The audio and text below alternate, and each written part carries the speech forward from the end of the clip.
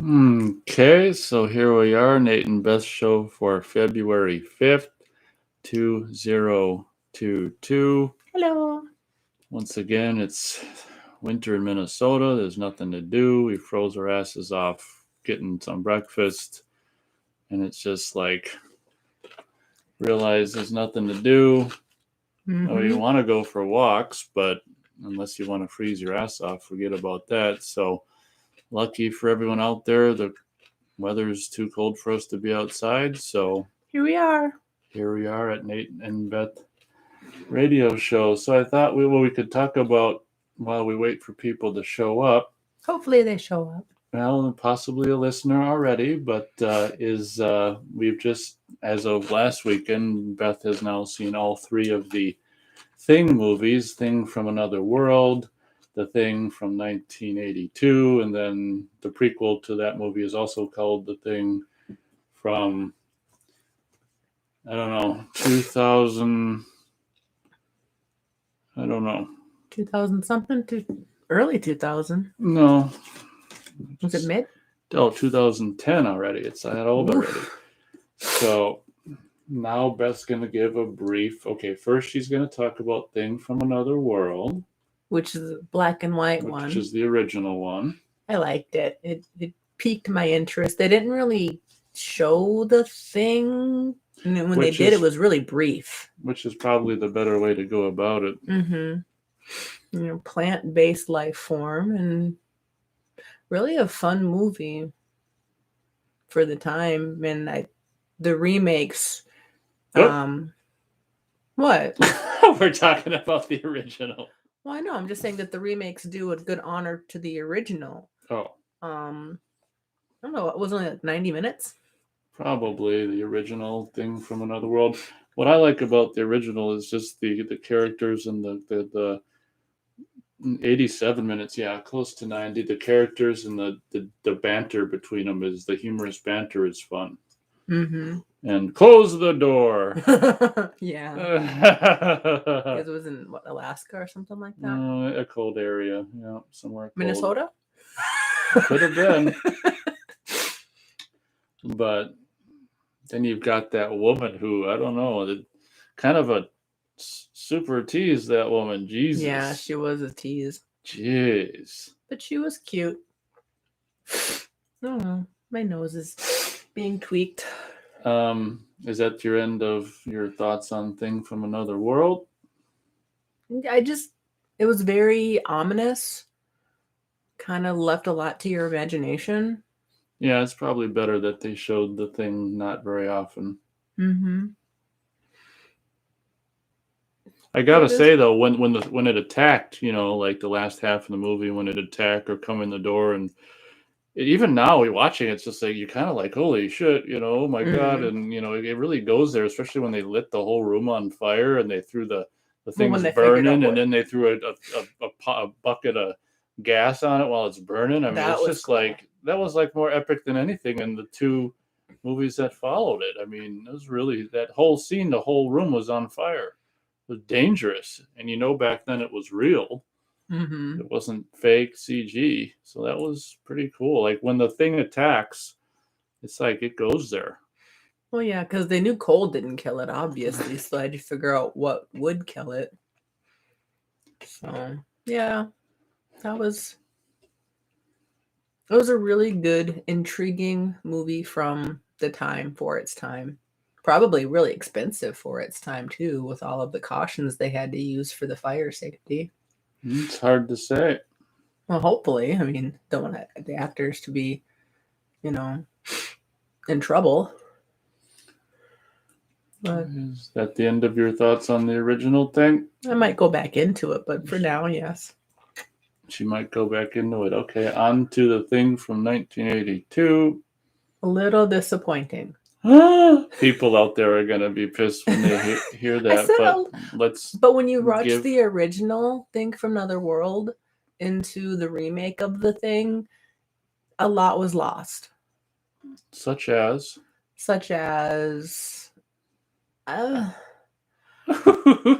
hard to explain. The mystery was gone because they made the thing into a shape that we could see.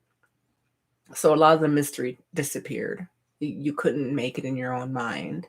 They gave you what it was supposed to be. Like So with you're the saying original the thing, majority of the original was unseen, right? so that made your mind work. But with the remake, you just saw whatever it decided to turn into at all times. Right. So there was no mystery. Yeah, I guess one could say a different approach on the same subject matter. Yeah. See, the thing that's different between the two is in the original movie, it was like more of the traditional, even though I don't think it was the 50s yet, it was like the end of the 40s, I think. But the traditional 50s monster movie where the monster is the monster and whatever. And the remake was more about like, oh my God, who could it? Yeah, we can't trust each other because any of us could be it, kind of thing. So yeah, I mean, when there's some truth in media right there. One thing you got to give the thing 82 though is for at least not doing kind of its own thing. Anyway,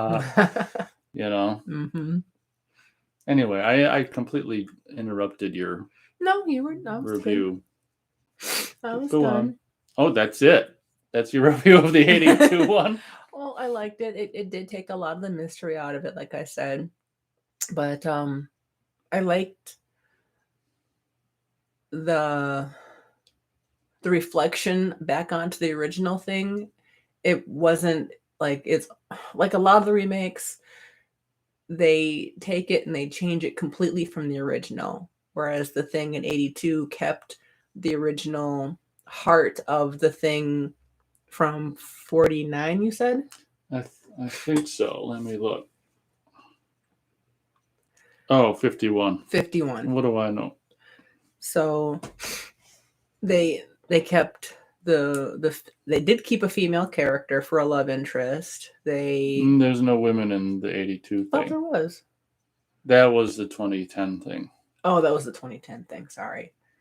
But I don't know. They kind of gave the thing a face.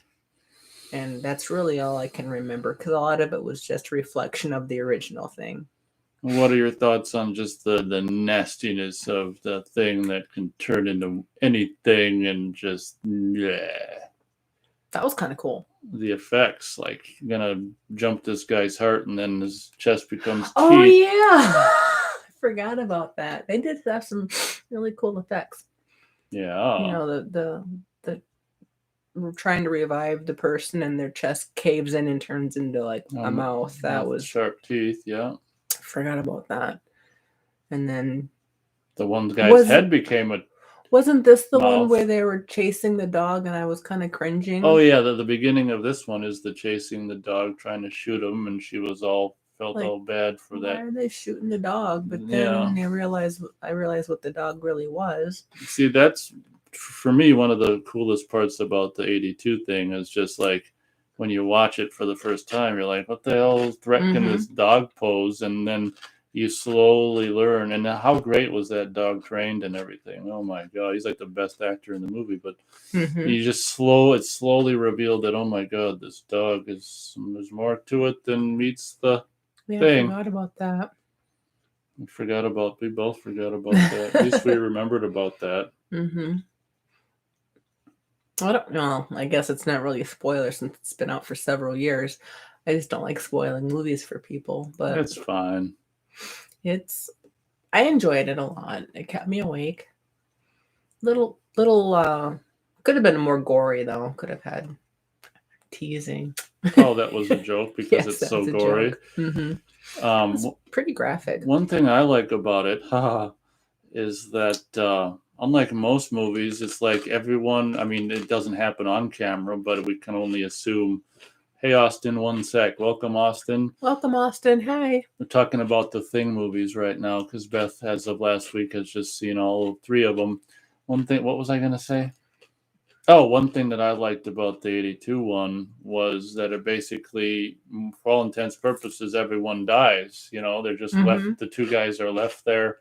At the end, the temperature's up around the the Oh, that's right. compound. But once the fires die out, they're pretty much dead. And that's just usually, usually movies have someone survive, and that element of the original was fun. cool. I liked it. Hey, hello. Yeah, that might be who knows what. I mean, it nonsensical. Whoever it is, welcome, Austin. Austin says That looks like Russian. So if you're yeah, understanding but English, hello. this is gibberish right there. Austin says he's got the Blu-ray Steelbook of the '82 thing. Yeah, I think you've mentioned that. Way to go, Austin. So what's your opinion of the thing from '82? While Beth goes into the thing 2010, and if you're done with '82. Well, now that you brought up different things, you're not my done with memory. Okay, continue. My memory reenacts itself. No, I forgot what I was going to say. No, it was fun. I enjoyed it. Oh, the music was kind of cool in the '82 one as well. Just an overall creepy feel, yeah, that's for sure.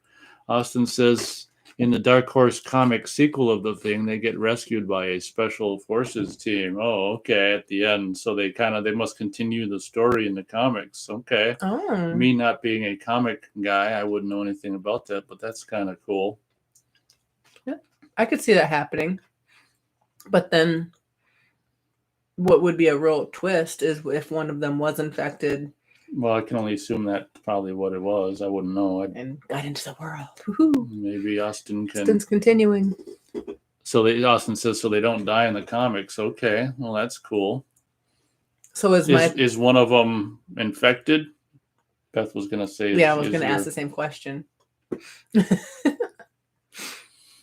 In the meantime, you want to talk about the thing 2010?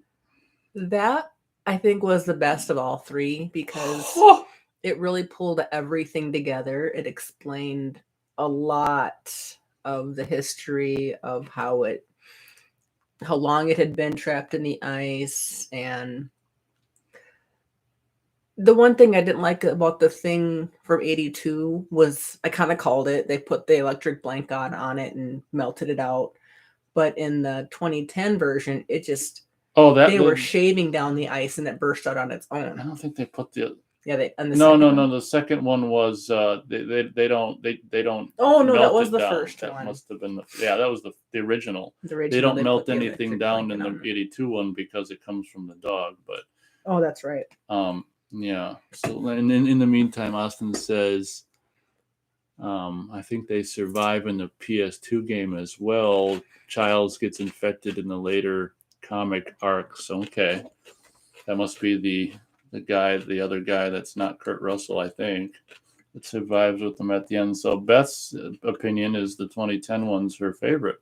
One of the things I like about 2010 is they added that detail of the fillings and metal, stints and inorganic material that it can't duplicate, which was kind of fun. Well, that brings me back to the '82 thing where the blood test showed who was real and who wasn't. Mm-hmm. That was fun. Being tied into the couch, and then the one guy passed, and the other guy was yet to happen. He didn't want to be next to him anymore because he didn't know if it was human or not. But yeah, the 2010, the inorganic material and the fillings in their teeth. Fillings, and some guy had that was the end guy at the end, I think, and some guy had some metal thing in his bone to, when he broke a leg or something to set it. That was the first victim. Yeah, that was the first one. So the 2010 one introduced a few extra things. Now, basically, and it showed you the ship too. That was fun. See, basically, yeah, I think me and Matt reviewed all three of these too after the 2010 one came out, and I said at the time that obviously, I mean, the 2010 one is the more of a remake of the original movie, whereas the '82 movie is a sequel to that remake. It's kind of funny because, the 2010 is the prequel to both of them. No, 2010 is the remake of the thing from another world because they discover the ship and they take the thing back and it. So, yeah. He hasn't said anything else. Okay. Oh, you were thinking that Russian thing was better than that guy from Moscow? Could have been. No, he just had the name Gerry, I think.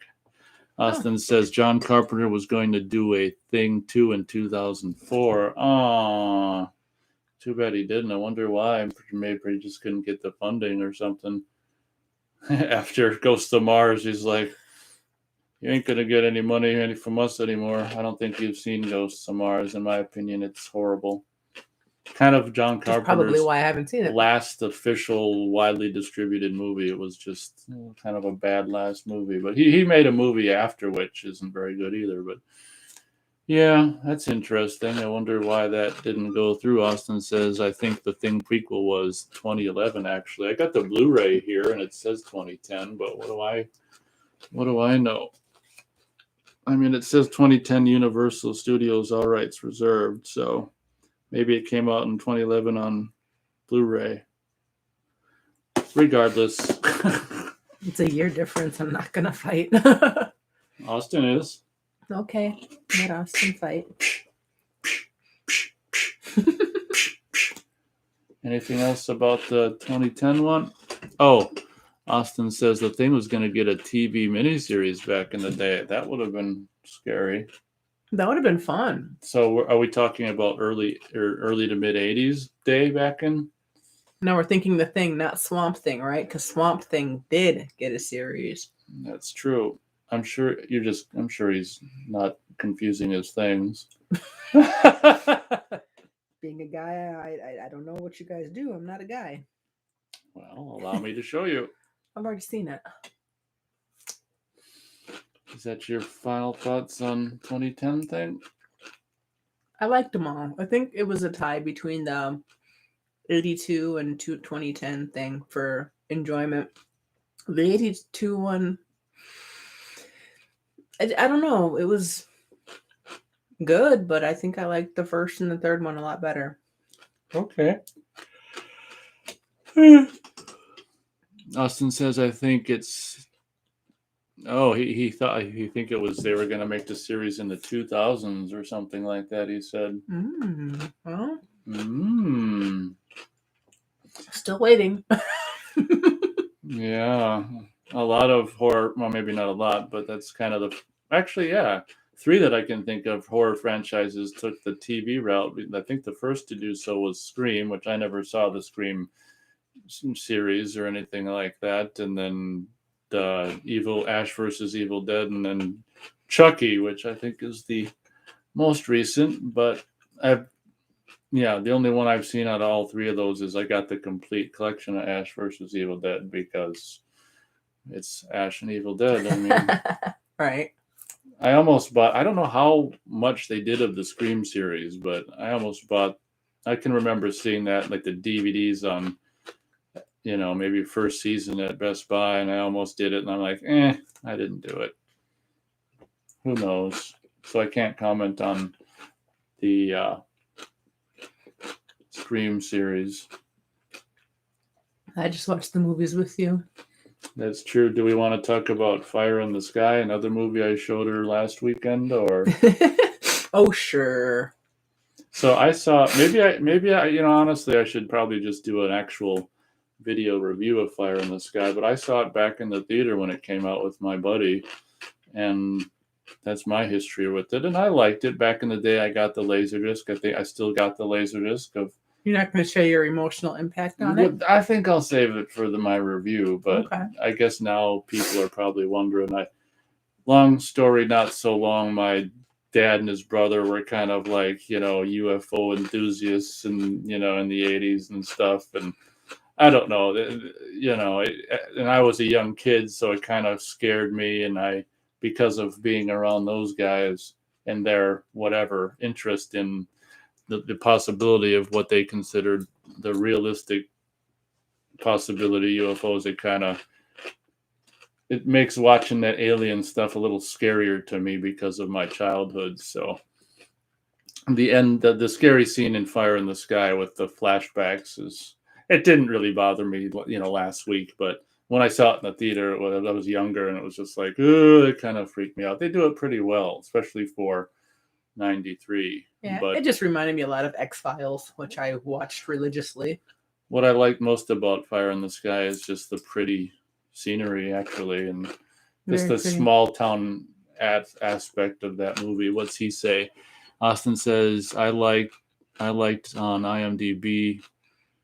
I don't know what that means. I liked on IMDb. I mean, IMDb is Internet Movie Database, Beth, and it did for sure come out in 2011. In fact, the movie was supposed to. Oh, he looked on IMDb. So, okay, well, Austin's like a detail freak, so he had to go research thing 2011, we'll say. Well, it says 2010 on the back of the Blu-ray. Misprint. So, in fact, the movie was supposed to come out in April, but pushed back to October. Yeah, he looked. Beth figured that typo out. We've got a hitchhiker. Thank you very much. Yay. But we were talking about Fire in the Sky. As I said, I'll try to remember to do a review of it. But I like it mostly just for the. Yeah, I watching it again, I was surprised how little. I mean, the whole movie is basically about what? I don't know. The first half is before he even shows up. It's about him being missing. About him being missing and his buddies being charged with possible murder. Yeah, it's interesting how not a whole hell of a lot happens, but somehow, at least for me, I think Beth might speak differently. It never bores me. Okay, that was my little. That's my take on Fire in the Sky. I'll probably do a normal review of it if I can remember. Beth's gonna be right back, I guess. Austin says that then Universal must have screwed up on the date of the Blu-ray. I guess so. Can't even trust the studios these days.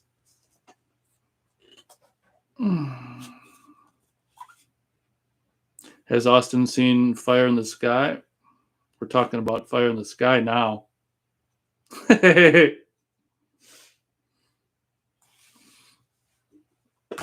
And Beth just left for a moment to go grab something.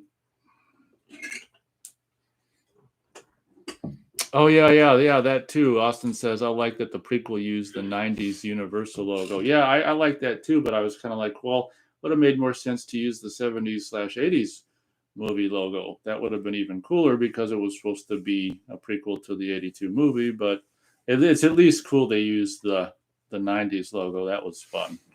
Yeah, thanks for bringing that up. That was really cool. Remember that joke, Beth, the Russian or the whatever they were, Swedish people were telling, and how's it go? Oh, I have to be the dirty You joke gotta teller. say, you gotta say it in Swedish as well. Oh, I can't say it in Swedish. Okay, then English. I don't know. I can't say it verbatim, but essentially the joke goes: Mom and Dad are doing the deed in their room, and I guess their son looks in and sees them doing it, gets horrified and runs out. And the mom's like, to the dad, says, go comfort him. This is shocking for him. Go console him. So the dad leaves and is looking all around the house for the little boy and finds him in the boy's room, just banging his grandma, just doing the business, giving her the business, I think they said. Yeah. And then the kid looks up to his dad and says, not so funny when it's your mom, is it? You did a good job. That was pretty much verbatim. She's bowing. I thought that was a cute little joke. That was. And it was actually funnier kind of in a way that it was like for us English speaking people that we didn't hearing it in a different language and reading the subtitles somehow made that joke even funner, really. And then the guy took a pause and then laughed. That was kind of fun detail too. That was a really cool part of the movie. Austin says, "Oh, okay. Oh, Russian or Moscow Gary's here." He says, "Hey Nate, hello Beth. I'd like to know which season of X-Files does Beth consider her favorite?" And while you're thinking about it, Austin says, "Never seen Fire in the Sky, but I remember the TV spots for it." Yeah, it's kind of. I mean, it might bore kids, younger people, but I like it. I'll try to do a review of it. Austin says Fire in the Sky was kind of hyped up when it came out. Yeah, he's heard that joke before. Austin has. Welcome. I don't know. Is it Jerry? Well, I think Gerry is. I don't know. I'm saying Gary. I mean, he never complained about me calling him Gary. Gary, Jerry, it's kind of the same thing. God, I feel like I should. Well, is it a hard or soft G? So that'll help us figure out how to say it. oh, did you even? I don't. Oh, you didn't even talk about Fire in the Sky yet. Briefly, if you'd like to, maybe. It just reminds me of X-Files. Oh, you said okay. And to answer Gary/Jerry's answer, I just question. I watched X-Files when it first came out religiously, so I don't really have a favorite. I didn't like the remake though. The remake. Wait, the I thought remake it was of X-Files. I thought it was the same people. You mean they're the same people, but it's sorry, they are the same people. I'm not facing the microphone. She keeps facing me and not the mic. But the story completely changed, and I don't know, it wasn't as intriguing. So, and what was his name? Mulder got super weird in the remake, so I couldn't do it. Actually, Jerry says Beth gets the name right. Actually, didn't you say Jerry? I did say Jerry. Well, that's cool. That'll make it easy to distinguish between Gary. So it's Gary Page. So it's Jerry. Okay, well that'll be easy. I don't have to say, because what I was saying last time was Russian Gary to discern. Mm-hmm. But I don't know if you like that. So now if I can try to remember to say Jerry, it's going to be difficult. But Austin, well, thank you, Jerry, for that clarification. Austin says I've seen every X-Files episode. Okay, including the remake. That's or just the originals? Including the newer ones. Austin says, did you watch X-Files relaunch? Oh, she just talked about that. I didn't like the relaunch. She didn't like the relaunch. Austin says they only did 2 seasons of it. Beth would probably say good riddance. I could understand why it didn't have the same. I don't know. They lost a lot from the original to the remake. They lost a lot of impact, I guess. And then plus everything about, I can't think of his real name, but Mulder had been in the news and he lost a lot of popularity in the news. And I think they were trying, scandal. I think they were trying to bring him back into the limelight with this second X-Files comeback, but I don't think the audience was the same. So I think the original X-Files was, 5 or 6 seasons? So I don't know for sure. Austin says it was more of a reboot, like Halloween 2018 was the sequel/reboot. Yeah, referring to X-Files reboot. Yeah, I can agree with that. My words don't always match my thoughts. Oh. Austin says they waited too long to bring back X-Files. Yeah, that's true. Mm-hmm. It's kind of like same thing with Ghostbusters and Indiana Jones and Rambo. Although Rambo 4 was pretty cool still, but yeah. It's like they're just trying to make money again. Yeah. Oh, this property is so old that it's new again. I liked the idea. I was really excited for it, and I was very disappointed after watching the very first season of the remake, and I was just like, the very first episode, I couldn't do it. They made Mulder into this lunatic. I didn't like it. Austin says, I thought it was okay. It's nothing like the old series, in his opinion. Mm-hmm. I just couldn't get into it, so I really can't say. So where Jerry is, it's actually midnight in Moscow right now. Are we keeping you up? I appreciate you showing up, Jerry. It's 12:14 a.m. Wow. In Moscow. Blyach. That's the only one of the few words that Nate knows in from Russian car crash videos. Yes. Well, what's the other one? Suka. There you go. Get it out of your system. Now, get another person popping up. I don't know if I've seen Elite Thunder HD in the chat before. If not, I apologize. Or if so, I apologize. He says, "Hey Nate, have you seen the new Chainsaw Massacre trailer?" Yeah, if you're referring to the Netflix one, I did. I mean, it's kind of cool. And you know, a friend of ours actually has Netflix and has let us use it. So I'll probably, if she's that gracious again, I'll probably be able to see this new Chainsaw. When's that supposed to come out? Is it supposed to be soon now? Yeah. Now, is it a movie or is it a series? It's a movie. I hope it comes out on Blu-ray. I hate when like they make movie or things just for streaming and it's like never comes out on physical. I just hate that, but that's probably going to be more and more the trend. But yeah, the chainsaw trailer looked interesting. At this point, it's just so funny how many times they've at this point that they've just kept trying to like reboot Chainsaw and to no avail. Although I did like Chain. Beth dropped a cookie on the floor. Chainsaw 3D and was kind of disappointed that they set that up for a sequel, and not that I really want to see that girl becoming a crazy killer, but it would have been cool to see a sequel to. Well, Beth hasn't seen it, but I don't know what she's going. Oh yeah, about. But is it different than the girl in Family is Saw? The Saw is Family? Oh yeah, the last one I showed Beth is Chainsaw 3. It's different. Different little girl. Mm-hmm. Okay, that's what I was. But I did like Chainsaw 3D and wish they'd done another one, But unfortunately, it must have not done enough business. Yeah, it's funny because Chainsaw 3D really started the trend of sequel to the 40-year-old plus movie thing, because that's what they did. Chainsaw 3D was a sequel to the original movie from 70 whatever it was 4, and I liked it kind of, but it didn't do well enough for them to do more of them, I guess. Austin says, I don't know, the new Chainsaw trailer was kind of corny to me. Hopefully the actual movie is much better than that.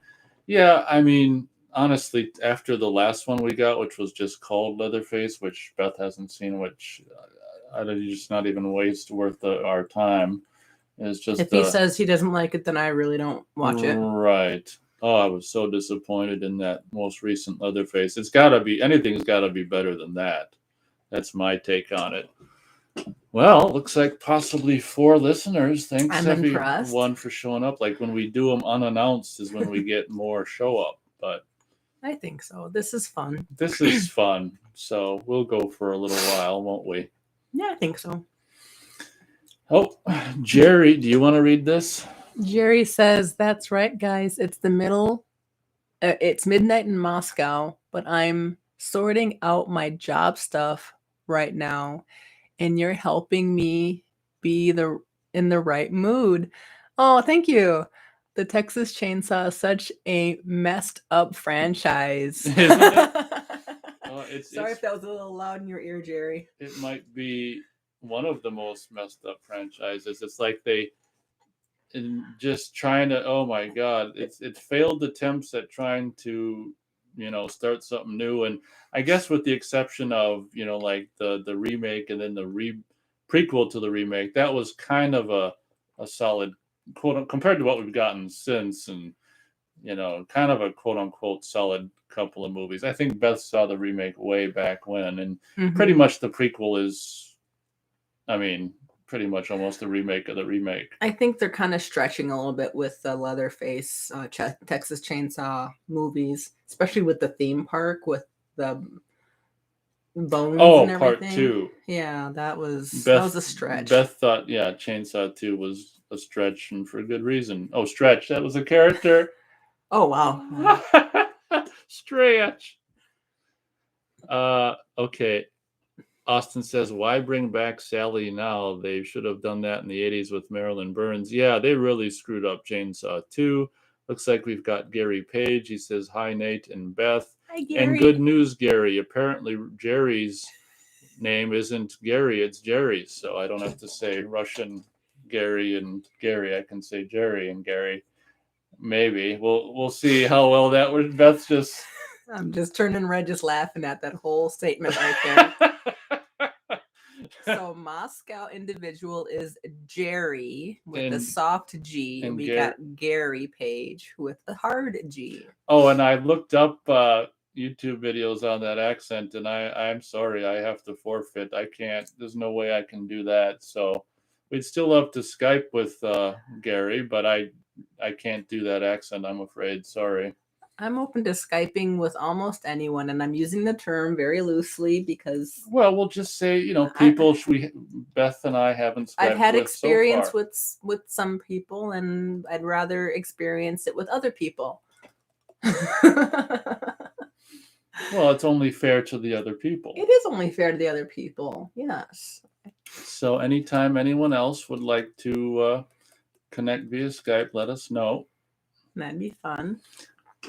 Welcome, Gary. If I didn't say that already, Austin says we did see Sally at the end of Chainsaw 4, but she was obviously not well and was very depressing. Well, I think Marilyn Burns, I don't think she wasn't unwell at the time. I just think they made Sally look all. I mean, she was already pretty old by that time. I don't know what you mean by unwell. I think she was fine at the time. It was just maybe without makeup and, you know, how they presented her in the movie. Beth hasn't seen it. She's giving me a what the hell face, but maybe is why I think she was in a nut house. I don't think she was supposed to look quote unquote well, but I think Marilyn Burns was fine at the time. So from what I'm understanding, based on some of these chat comments, like Sally Hardesty is a character in the upcoming Netflix Chainsaw movie, huh? See, I don't know anything about it, so that's kind of goofy, but that means I have to watch Leatherface, whether I like it or not, just so I can do the Netflix one. So I'll no, up.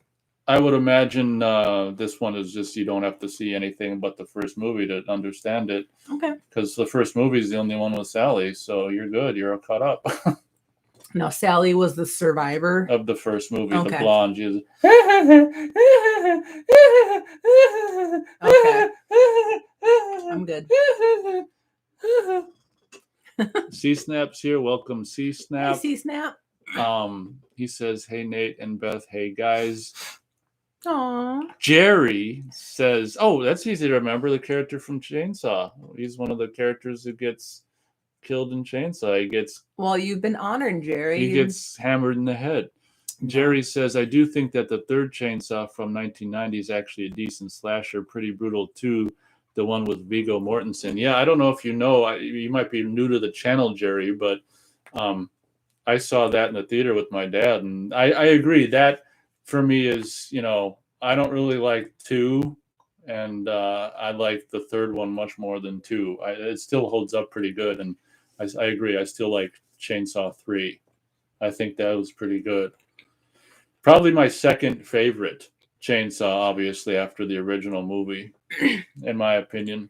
Austin says, well, Sally looked like she had a mental breakdown after part 1. That's what I meant by not well. Right. I thought you mean Marilyn Burns looked not well, but of course. So they're just following through with the character. Burns played Sally. Right. I mean, the woman who played Sally in the original movie made this couple second cameo at the end of the 4th movie on a gurney, just being wheeled down the hall, just in the nut house or something, or hospital. Elite Thunder HD says, have you seen The Green Slime from 1968? I can't say I have. What about Beth? The title sounds really interesting, but I have not seen it, so we'll have to put that on our to-do list if we can find it, if we can remember it. Well, I don't buy stuff just because people ask about it. Well, if we can find it on Tubi or something, Peacock. Gary says, yeah, I think the Chainsaw franchise is crazy, all over the place. Yep, you would be correct about that. That's for darn tootin' sure. I mean, it's a psychopath family that just fell off the grid and started making people the real meat, not pork. So, but that does bring kind of a realistic sense to it. Like if you fell off the grid and had no knowledge of what's going on in the real world, and you're hungry, and the only thing that you see are hunters, well, they become dinner. Because you're hungry. You're going to eat the hunters? Why not? Like that guy in the third and Leatherface chain? Well, didn't she want the dark meat? Something like that? Did you let the dark meat get away? Oh, yeah, that's right. These are people who have just lost touch with reality, so I kind of feel sorry for them, but maybe that's just my female instinct. Go ahead. Honestly, I these days, I honestly would say the Chainsaw family is more sane than your average person. At least they're self-sufficient. They can. They don't go to the grocery store to get groceries. They just chop them up. At least they're self-sufficient. They just, it's fun. It's Self-sustaining. funny how society's gotten so fucked up that I can say that the chainsaw family is almost saner than your average person these days. Jerry says, Nate, didn't you want to see Chainsaw 3 with didn't know you went to see Chainsaw 3 with your dad.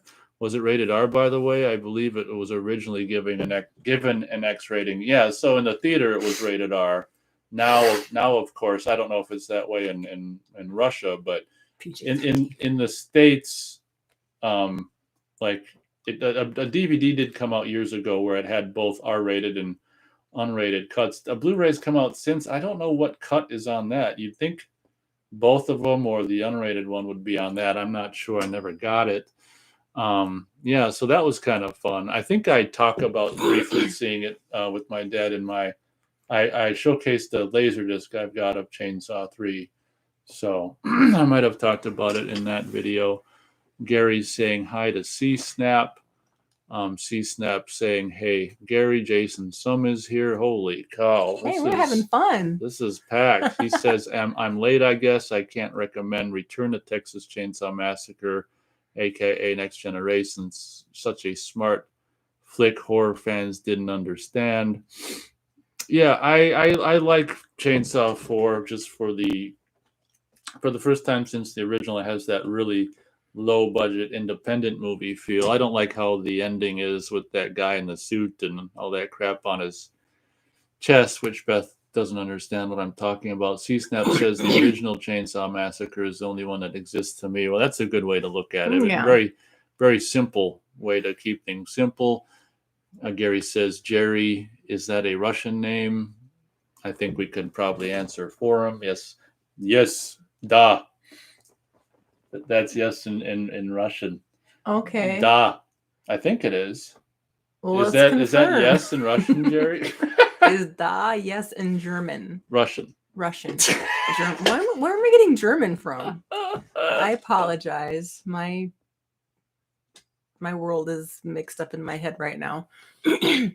Elite Thunder HD says the Green Slime is a low-budget sci-fi drive-in movie. That's cool. Oh, that'd be fun. Possibly on YouTube if I guess we can. Well, like the Leeches was on YouTube. The giant leeches. Do you remember what year it was, Beth? Here, we'll just go up chat. Oh my God, there's so much. 68. Okay. So we can go to we can go to YouTube actually while we're doing this, believe it or not. And look at, there we are. There we are. Yay. So and that'll help us remember to possibly look for it later. The Green Slime, 1968 full movie. Just because it says full movie doesn't mean it's it very well might be here. The Green Slime. Is that like the Blob? Oh, I bet it possibly? is. Hey, that's a really young I don't know his name, but he was in Grizzly. Okay. Well, we'll keep this window open and then we can possibly check it out. I think that'd be a fun movie to watch. I'm open to new movies, especially old movies. Especially when they're free. Yes. Yeah, Elite Thunder says it's available on YouTube. Yeah, we just found it. Thank you. We might have to watch it. Oh, wait. Well, we got something else tonight, but possibly tomorrow. I'm pretty sure it's only like 90 minutes or less. Well, it was exactly 90 minutes, yeah. Thanks, Elite Thunder. Looks kind of cool. We saw some a picture there, screenshots. We'll probably check it out. Austin says Chainsaw 3, I can take a bit more seriously. Yeah, that's what I think too. Chainsaw 3 is, like I say, kind of for me, Chainsaw is kind of the only one that exists, and Chainsaw 3 is an interesting what if or afterthought. Right. I just noticed we have 2 hitchhikers. Thank you so much.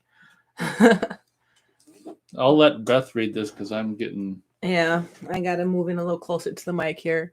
Jason Sum says, best way to see what Leatherface was meant to be is read the comic book adaptation. It's the original related X script to the related X work print is not for everyone to view.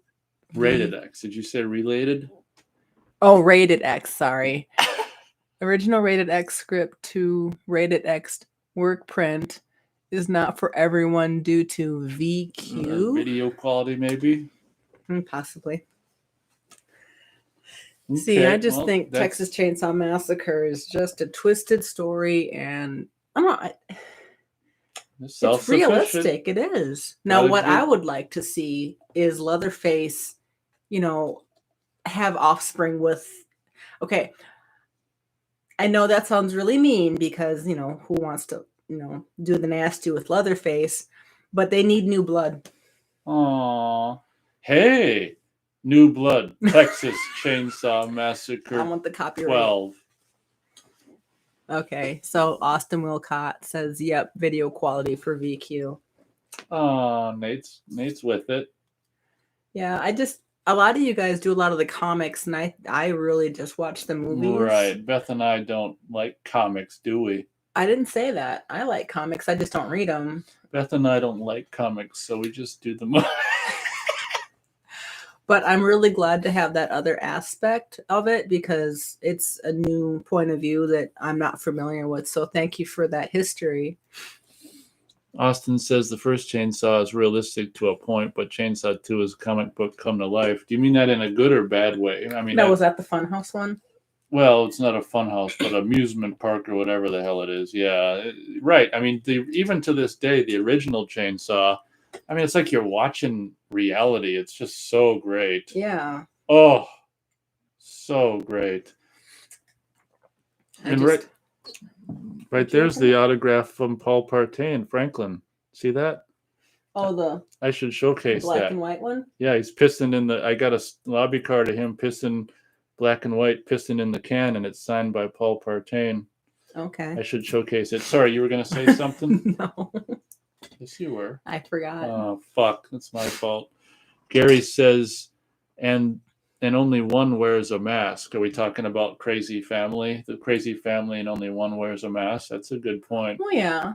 Wasn't Leatherface kind of like the baby boy, quote unquote? Yeah, basically. It's funny how the bigger, stronger one is like the mental midget.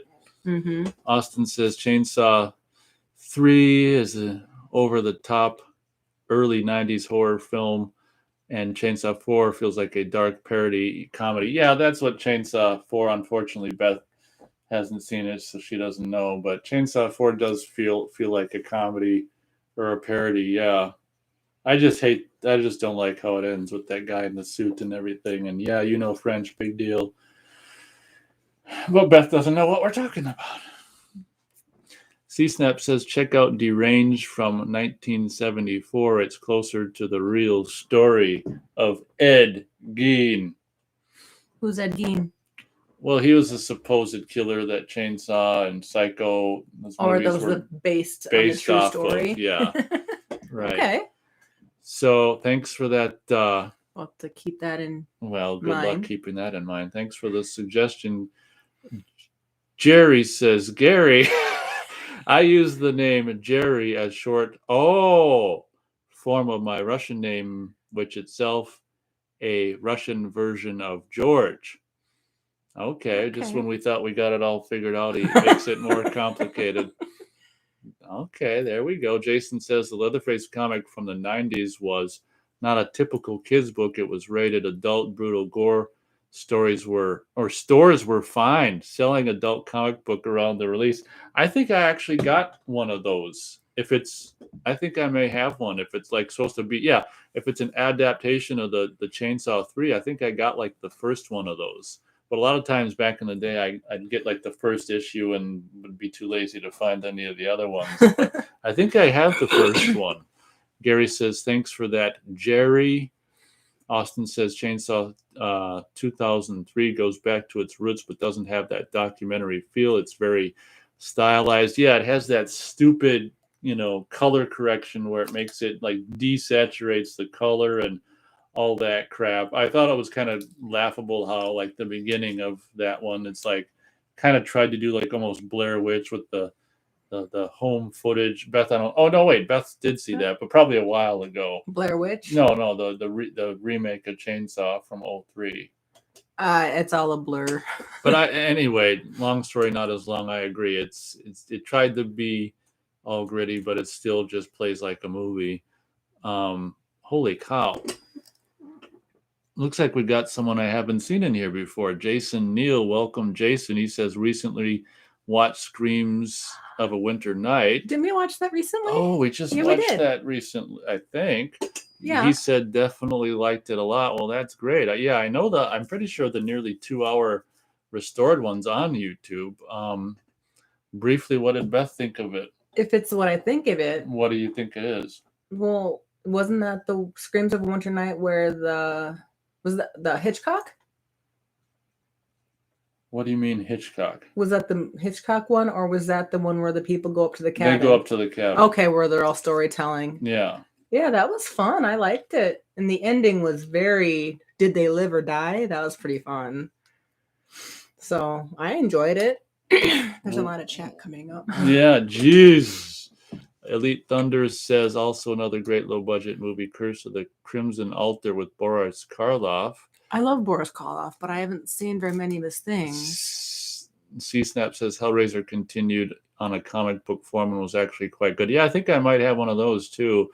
Yeah, Hellraiser does kind of give a comic book feel to it, so it's probably a better comic book than movie. When I was younger, acquaintances were into comics, and I was trying to do it as well, and I just couldn't keep interest, so I stopped. But so I do have some of that stuff from like the early 90s and stuff. Austin says, yes, the Hellraiser comics are great. I'm seeing 6 listeners. I saw up to 7, but that could have been... You saw... No, I don't think it's us anymore. I think that could have been someone not seeing a picture and cutting out. Ha ha ha. Right. There's no video of Beth. It's radio. So, I know, but these days radio means video with the mic, shot of them with the mic up their nose. And this is old-fashioned radio where it's sound only. Yeah. You'll thank us later. Where are we at? Austin. What's that mean? I have a face for radio. Oh, they can see that's not true based on that thumbnail. But is that a true picture of us? It is kind of a bad picture because of the shadow. You look like you have a mustache. Yeah, it's true. I mean, that's the only. I could probably get rid of that, but you don't. Beth doesn't have a mustache. Everyone. I have a goatee. Austin says what's the direct to TV Hellraiser films are all sucked in his opinion. I'll take your word for it. I haven't hardly seen all of them. C-Snap says Hellraiser 1 and 2 were the best. The rest were so awful. You didn't like 3 for what it was. For me, the third one is the last one I'll tolerate, but I can understand not liking the third one. Isn't that where Hellraiser sees himself in his old 1949? No, that's part 2. You might have not seen 3. 3's where he's in this like statue, his head, Pinhead. He's in this statue, and this rich club owner finds this statue in some art gallery and buys it for his room. And I might have seen parts of it because I've watched Hellraiser before I met you. But I did. I apologize for having a life before you. You had a life before you met. Did, but it was not as rich. Oh. It sounds vaguely familiar. For me, the third one is the last one that I like. But to each their own. Okay, C-Step says no, didn't like 3 too much. Disco Pinhead, that's cool. Yeah. To each their own. It wasn't disco, but right. Well, wasn't the one where the discs were being shot out? Oh, CDs. Yeah, that's 3. I saw 3. That was like the DJ Cenobite. Mm-hmm.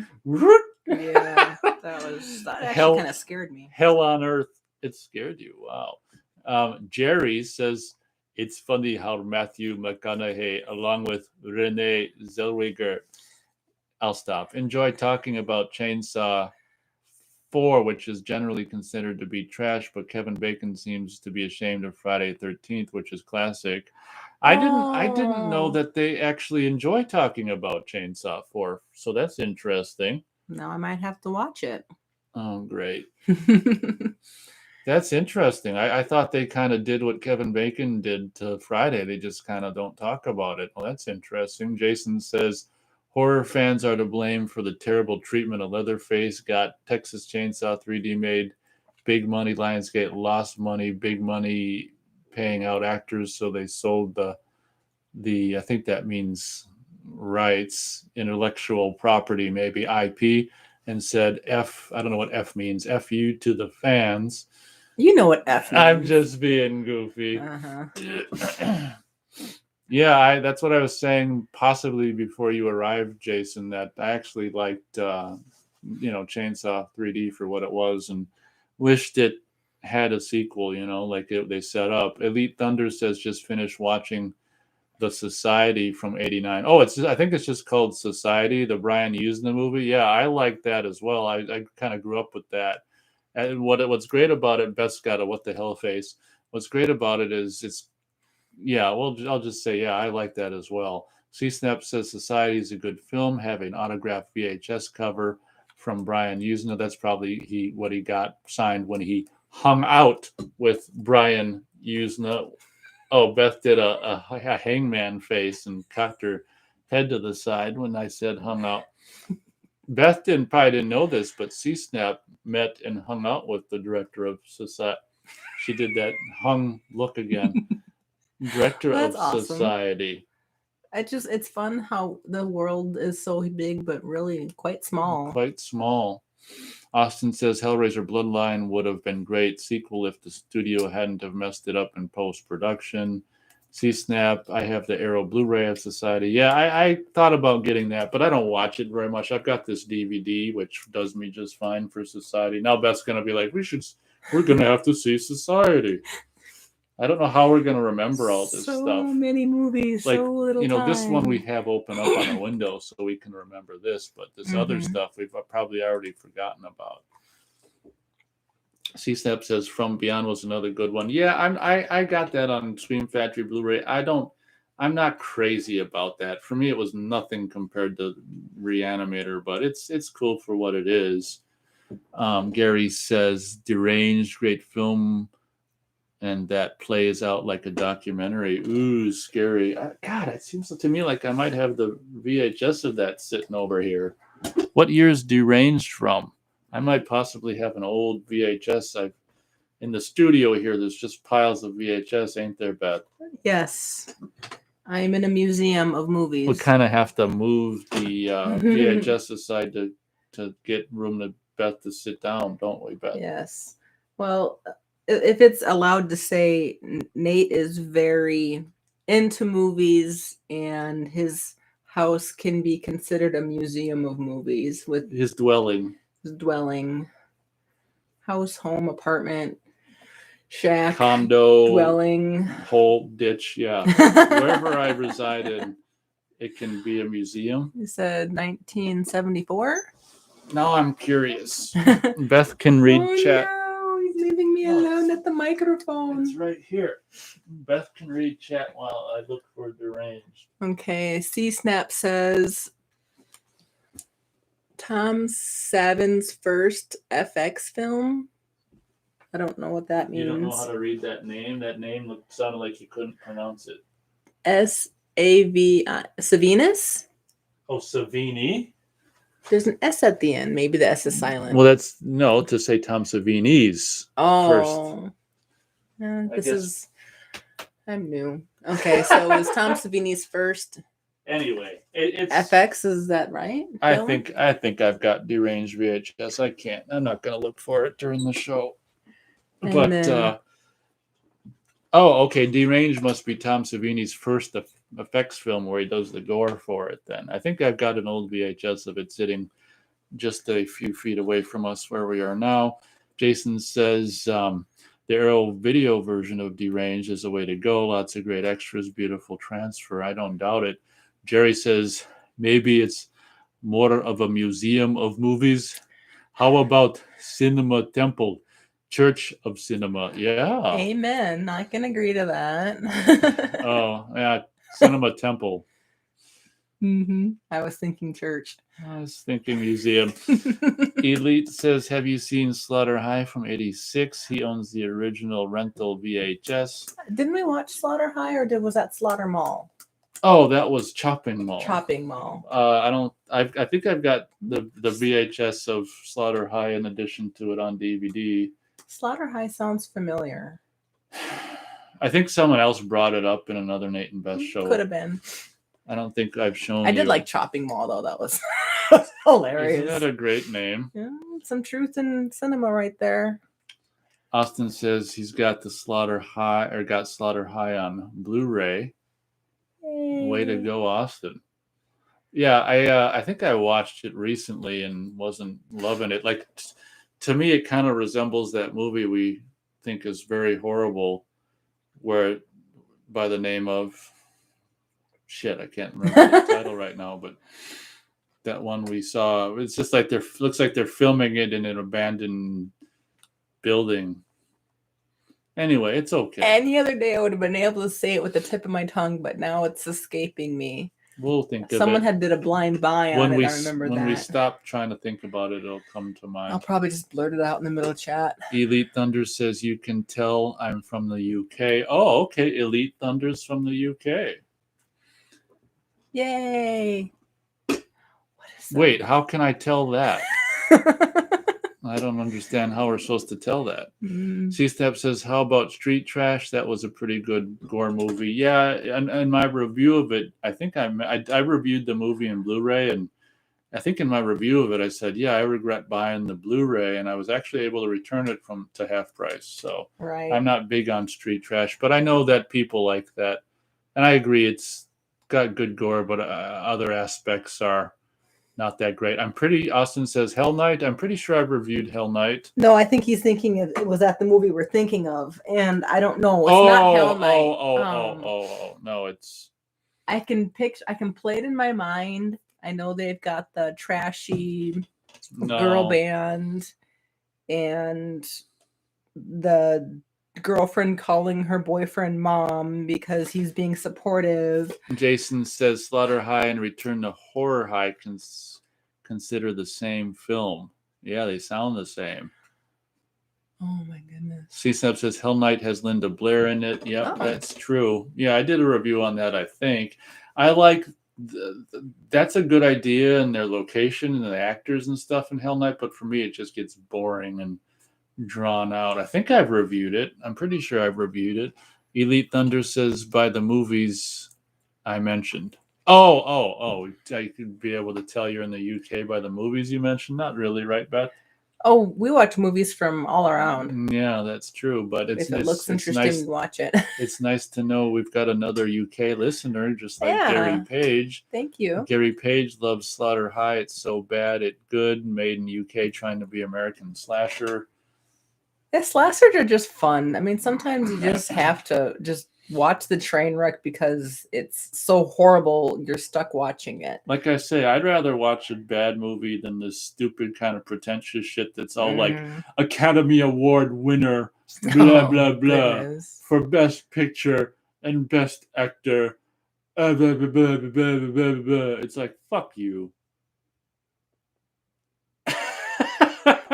Jason says you're thinking of Return to Horror it's two High. Words. It's 2 words. No, it's in an abandoned place, and they took a little picnic, and then we've talked about it on previous Nate and Beth shows. I mean, some of you guys should know what we're talking about. Why isn't that? I think it was from the very first or second. We can't. Isn't that weird Nate how both of us can't think of it? Normally, you can. So, like, the mom inherits a bunch of money and they die in a car wreck. Austin says, I think I might know the film you're talking about, but I forgot the title. Thanks, Austin. That's how memorable this is. That like helps. The makeup is awesome, but everything else sucked. And Iron Rooster, who doesn't join the show since, I don't know, for a while, he's the one who blind bought it. Oh, yeah. I should probably go. I don't want to bring my phone out. What's that gonna do? You're gonna do an internet search, bad movie? I mean, good luck with that. That'd be a lot of them. It's on the tip of my tongue. It'll come up. But yeah, it was so bad it was good. And then because the guy dies. Doom Asylum. Doom Asylum. Thank Jason you. Sum. Thank you. You're my hero. Jason Sum gets a. Oh wait, I gotta put this in. He gets a smiley face. Aww. Yes, you're my hero. That was so. Oh, Austin says. Yeah, Doom Asylum is what I'm thinking of. It's exactly it. It was so bad it was good. Yeah, so Slaughter High reminds me of Doom Asylum or vice versa. I don't know which. I think they were made around the same time. Just we don't have any budget. Let's go film in an abandoned building. Yeah. Some of the kills were kind of fun, but the lines were really like cheesy, like Freddy Krueger cheesy. Forgive me, Freddy, but they were pretty bad. What if Freddy doesn't forgive you? Well, then I guess he'll see me tonight in my dreams. And if there's blood on the sheets, I apologize. I didn't do it. Austin, thanks a lot. Jason, that would have killed us. That would have killed me forever. Austin says, I did watch Doom Asylum on Tubi. Not very good, but a nice gore film. And, you know, women in swimwear. Yeah. That just didn't make any sense at all. Why were they walking around this place in their bathing suits? That's fine. Yeah, I'm sure you were very fine with it. It was hot out.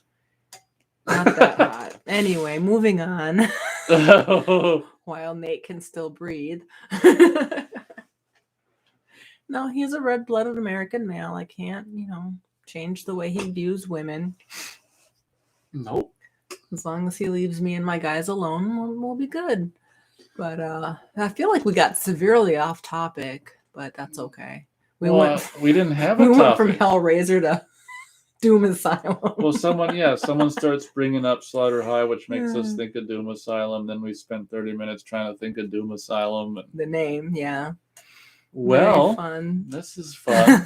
Just passed an hour into the show, about 6 listeners at this Thank you so much for all the listeners in with a half an hour, was it 45 minutes? We gave like half an hour heads up. Well, I just scheduled the show for a half hour in advance. I don't know if I still don't know if people get notifications when they're subscribed. So maybe we can ask this question. If you guys are part of the subscription of HMF Radio, do you guys get notifications when I schedule an upcoming stream? That'll be the question. Gary says Doom Asylum is an American classic. All right. Yeah, I guess it can be a cult classic. Elite Thunder says, I'm surprised Matthew hasn't shown up. Oh, knock on wood. Come on now. That's actually true. It is surprising. But I thought for the Nate and Beth show, we'll do an old-fashioned just reading chat. Unless, of course, someone else would like to Skype. That's funny, though. That is funny. I'm surprised, too. But Matt gets a lot of time. So he does. Bless him.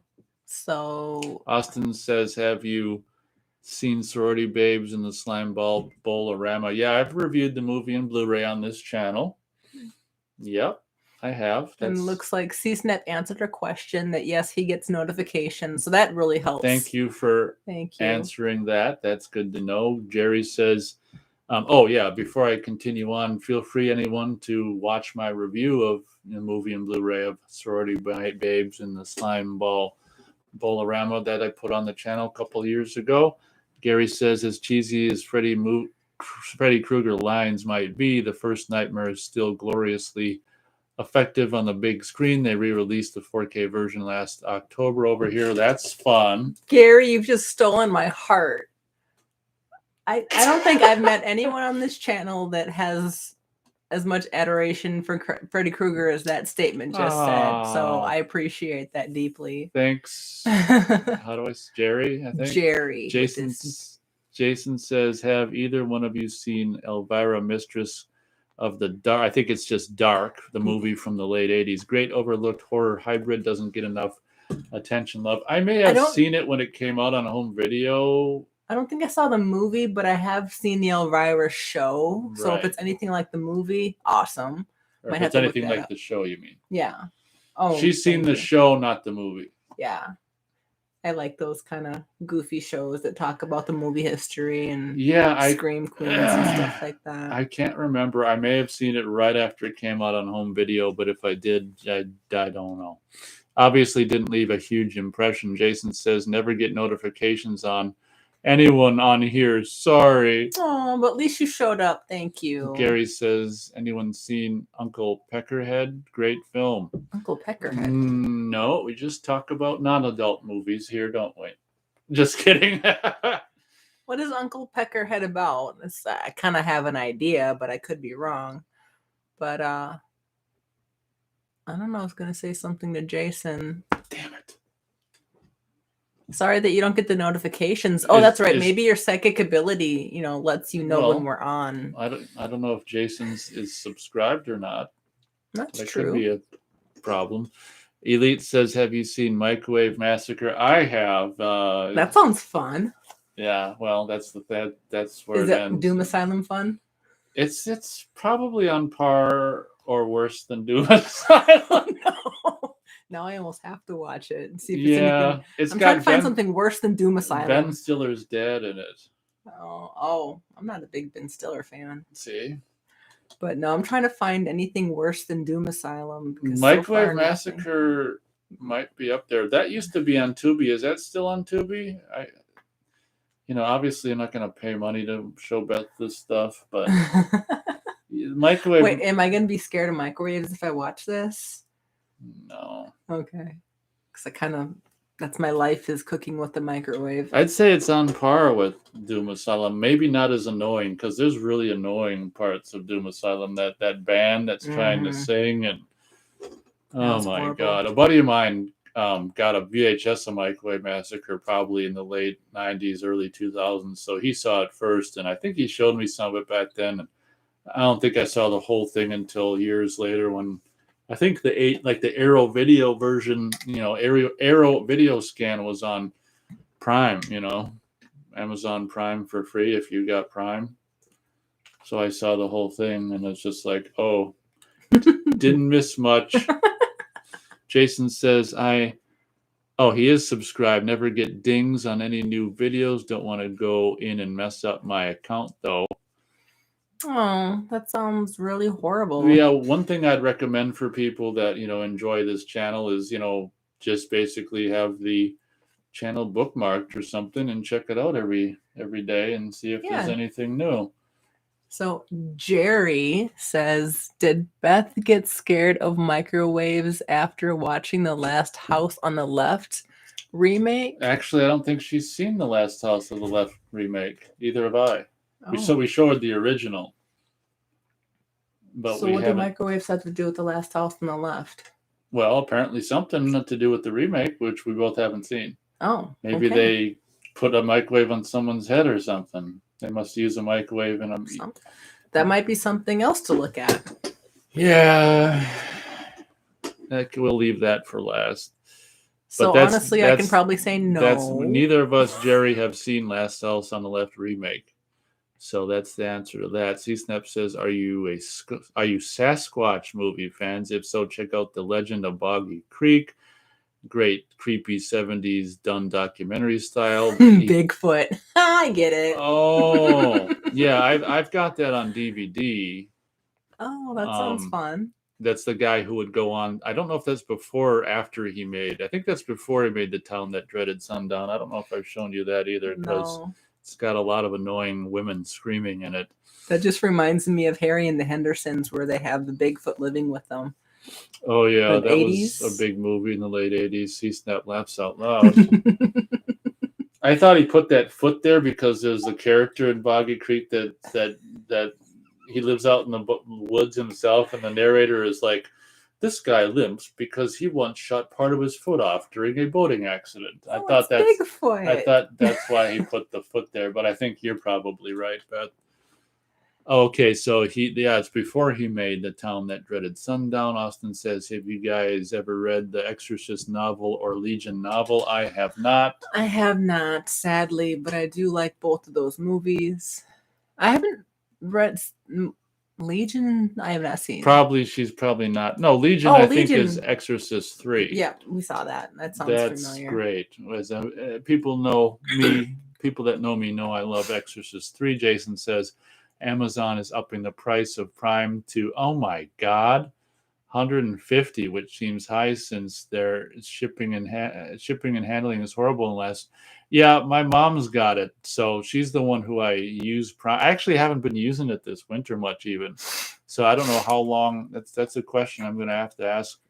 She's unfortunately, yeah. I didn't know what it cost because my mom is the one who's got it. But yeah, that's kind of a bummer. It's pretty steep. So I'm gonna have to have a talk with her. Is it worth it? Yeah, that's a bummer. That's just price gouging us. Yep. I don't think I read that whole comment, but he said they put up Prime to 150, which seems high since the shipping and handling is horrible in the past 2 to 4 years. Yeah, the service gets worse and the price goes up. C-Snap says, yeah, and Harry was also the Predator. Oh yeah, the guy who played Harry in that movie was the Predator in Predator. Oh. His name escapes me right now. He's no longer purported to be with us, unfortunately. Big guy. Fun movie fact. Austin says, have you seen the Legion cut of Exorcist 3? No, I haven't. Just a normal cut. Elite Thunder says, Nate, are you a fan of Twin Peaks? I am not. I am. Ooh, is your name Nate, though? No. Exactly. I enjoyed Twin Peaks immensely. In fact, I really... Well, I just haven't seen it. It's not that I hate it. I just haven't seen it. Go ahead. It's twisted, but it's fun. Oh, my God. See, I watched it when it first came out on TV. That was one of the few family shows that we all watched together. And I've seen it in half-price locations, but I just never can get myself to buy it because it was good, but I don't think it's worth the money they're asking for it. Thanks, C-Snap. Kevin Peter Hall was the guy who played Predator and Harry. C-Snap loves Twin Peaks. Jerry says, Beth, did you bother to watch the new season of Twin Peaks? I did not know it even existed. That, I guess, answers that. So I guess that's a no. C-Snap says C-Snap loves all David Lynch movies. Austin says, do you prefer a remastered version of Phantasm or non-remastered version? Ooh. Well, they're not really that different, but one thing I think I mentioned in my review of the remastered Blu-ray is it'd be nice if it had the original, shots of the sphere that you could watch as opposed to their new fangled CG version. But that was a fun movie. Phantasm. Those were fun. I mean, they all blur together, so I can't say one, two, or was it 3 Phantasms? No, well, technically there's 5, but only the first 3, in my opinion, are worth really watching. I can't remember how many I showed you. It's tough. At least 2. Phantasm's fun, but the remastered and the original aren't that different, but I guess that's my answer. Jason says Twin Peaks was a decade ahead of its time. ABC putting it out when they did is crazy considering what was on TV at the time. I think that's why I enjoyed it so much, because it was so different from everything else that was on. Kind of Twilight Zone-y and mystery, and I just like that kind of stuff. Austin says the non-remastered Phantasm looked pretty rough on DVD. That's true. The Blu-ray is definitely better. CSAP says Phantasm 1 and 2 are the best. I'd agree. Although, just like Hellraiser 3, I do think Phantasm 3 is watchable. But for me, that's kind of where it ends. Elite Thunder says never got into the new season of Twin Peaks himself. Austin says, C-Snap, did you like Phantasm 3? It's funny when they start talking to each other. Going from Phantasm to Twin Peaks. That's kind of 2 ends of the same spectrum. Oh, is it? That's how this show can tie my brain in knots, because you'll have like 2 or 3 conversations going on at once. C-Snap says to Austin, it was okay. A lot of people Yeah. might not like that, that kid in Phantasm 3, but I thought that was an interesting thing. There's this survivor kid who's like, Yeah. he's just like almost a little kid Rambo. He's got the gun and he's just can do it all. That's true. It was something different. I didn't mind it. But before we go back to Phantasm, I want to go back to Twin Peaks for a quick second. I do believe I did watch the Twin Peaks movie, and I loved the soundtrack so much. And I have somewhere I have it on tape, but I have to find it. Soundtrack on tape or the movie? No, the soundtrack of Twin Peaks, the Twin Peaks soundtrack on tape. I think they made it into a movie. But yeah, it's probably worth pretty music. The tape might be worth some money. I can find it. Now we can go back to Phantasm. Oh, Jason says Stranger Things ripped off aspects of Twin Peaks. What a poop. I never watched Stranger Things. Yay, Austin says that kid in Phantasm 3 was lethal. See, Beth? Lethal kid. What's great about it is this kid was like, I don't know, I think he was actually, he was. He killed intruders, bad guys that tried to intrude on his house. So this kid was a killer. It's kind of fun.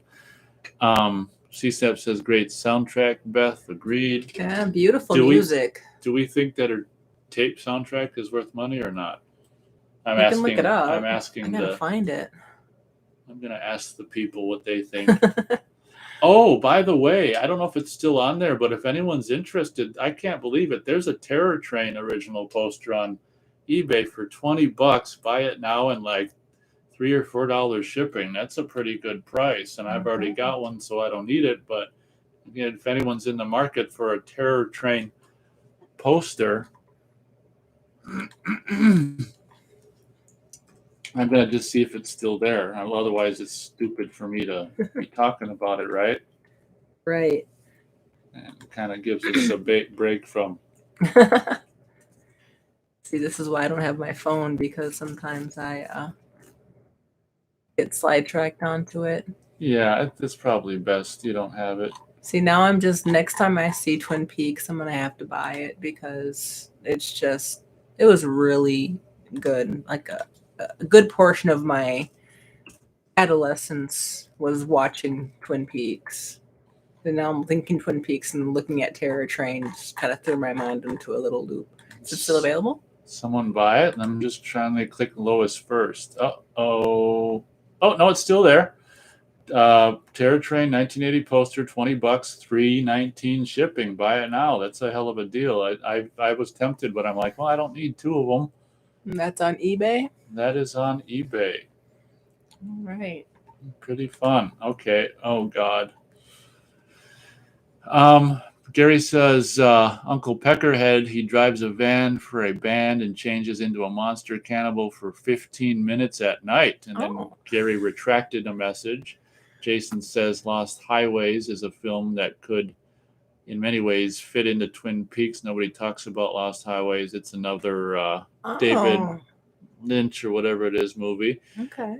Jerry says Beth is so right about the Twin Peaks feature film soundtrack. It's an absolute powerhouse. Aww. C-Snap says, love Lost Highway, Jason. See, Gary, I might have to look into that. Look into what? Lost Highway. Gary Page says Uncle Peckerhead is a comedy/horror. Jason Sum gives thumbs up and love to C-Snap. C-Snap says Wild at Heart with Nicolas Cage. Great Lynch film. Has Beth seen that? No, but Nicolas Cage is one of my crushes from Hollywood. Who do you think he looks like?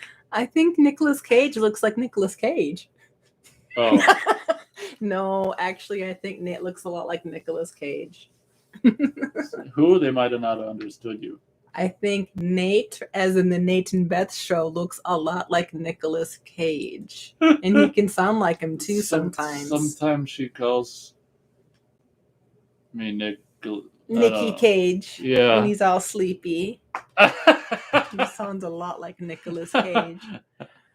Where are we? Oh, Jerry says, Jason, I think Lost Highway enjoyed significant critical reevaluation in recent years. I might have to put that on my phone. You can go get it. C-Snap says, Beth, watch Wild at Heart. It's his best. Uh-oh. Okay. Oh, Nikki Cage. If you want to get your phone, I'm going to have to put this stuff down so I remember it for later. Be right back. Great. Elite Thunder says, I know it's a bit off topic. Have you any interest checking out the Beatles Get Back documentary on Disney Plus? I'll have to ask Beth when she returns. I don't have any interest, but that's okay. That's just my personal preference. Beth, any interested? Well, not that you'd sign up for Disney Plus, but I would sign up for Disney Plus. Right? Do you have any interest in the Beatles Get Back documentary? Like if you could see it for free, we'll say. If I could see it for free, yeah. I did like Across the Universe though. I don't know if anyone else has seen that. I kind of forced Nate into watching it. She did force me. Jason, which is a Beatles anthology. Jason says, yeah, I don't know what he's even asking. He just said, Jason says, yeah, maybe. Seems like very few people on YouTube talk about Lost Highway for the sound. It's Lost Highway. Lost Highway, the soundtrack is haunting. Austin says, have you seen SS Hellcamp or Headless Eyes? I have them on DVD. No, I haven't. Okay, Lost Highway, 1997 film. It's loading. How are you gonna? It's gonna stay inside my search engine. It's gonna stay inside. But I don't know if I can go on your Wi-Fi while we're on the show.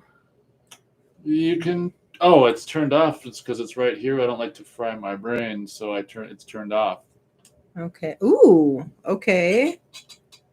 Oh, I think I am. Here's an easy question. Austin says, which Puppet Master do you think is best? I would say the first one. I'd have to say the first one. What about Austin? What did Beth find? Lost Highway, and I am already Why? in love with it just from the pictures. Why? What's the picture? Is that the right one? Just a deranged face. Gotta love it. Uh-huh. Noir film. Jason says the Beatles doc is being released on Blu-ray. People online were freaking out that the film wasn't given a UHD release. Well, that's good. I hate when stuff is streaming only, so keep the physical media alive. C-Snap says his favorite Puppet Master is the first one. Yeah, agreed. I mean, if anyone thinks otherwise, that's totally fine. But Nicolas Cage is so young. There's no, for me, there's no question that the original Puppet Master is the best. C-Step says, look up Wild at Heart. Also, I did. She did. I think Nate might want to watch with me for the blonde. Is that woman from Jurassic Park? Is that Laura Dern? No, you can look into it. Yeah, I think I remember vaguely Wild at Heart, but my mom wouldn't let me watch movies like this, so. Oh, Austin says, were you gonna fake cry right there? I was. Okay. Austin says, I kind of like Puppet Master 2 and 3 the best. I don't think they're the best films in the franchise. I was right. Laura Dern's in that movie. C-Snap says, yeah, I mean, for me, actually, the first 4 Puppet Masters are really kind of cool. I like Leech Lady. Beth likes Leech Woman. I actually like Puppet Master 4. I think that's pretty good. Unfortunately, 5 is kind of a bummer. Beth's. I'm loving Gary Page's comment. I don't know where you guys are. Gary says Beth just saw Labyrinth on Blu-ray and it's still pretty good for its age. Isn't it though? Thumbs up. Oh, I love Labyrinth. Austin says Puppet Master 1 is obviously the best. Jerry says, Nate, Beth, do you guys remember the first time you ever went to a movie theater when you were kids? Was it a good movie or maybe some crap? I was like 7. We went to go see Pinocchio. So was crap. Well, I was scared when I got eaten by the whale, and I'm trying not to turn 7 right now, but yeah, that was pretty horrifying as a kid. Pinocchio is not a kid movie. I said this on the last, just a couple days ago on the the 4.5 hour long radio show that Kids' movies are terrifying. E.T. at the drive-in theater is the first movie I can remember seeing, I think. It's the Thanks first one I can remember. Thanks for the question, Jerry. C-Snap says the Blade puppet is based on Klaus Kinski. Is it? Huh. That would make sense. C-Snap is like a Klaus Kinski fan. I mean, his little picture is him as well. Mm-hmm. That's interesting. So, I guess, Gary, same question in reverse. What was the first movie you remember seeing in the theater, and at what age? And was it crap? Austin says, I like Puppet Master 5 more than anything that came after, so I'll take it. Well, right. 5 is better than anything that came after, right. Was that 5 in the hotel? Right. Well, 4 and 5 were made at the same time, so they were both in the hotel. I'm thinking 6 was the best. Was 6 the one that was after? 6 was after 5, yes. Well, it wasn't called 6. It was after 5. They're just not even worth watching. That was retro, or no, Curse of Puppet Master, where the guy burns the guy in the box and buries it. That was so sad. Oh, I haven't shown you retro yet. That's even. Oh my God. That was sad. That made me cry. I recorded for some reason. Well, sometimes I record us watch movies, and I recorded me showing Beth all the Puppet Masters so far. And when the guy was burning and burying that puppet guy at the beginning of Curse of Puppets, she was like, "No, she's murder. What's he doing?" Where are we? Austin Wilcox says Jurassic Park was my first theater movie. Good for you. He must be young. I thought C-Snap says my first was Superman, the original Superman. Yeah, awesome. He said that a few days ago. Awesome. Elite Thunder says, Nate, have you got any favorite TV shows? I don't know. It's hard to think of.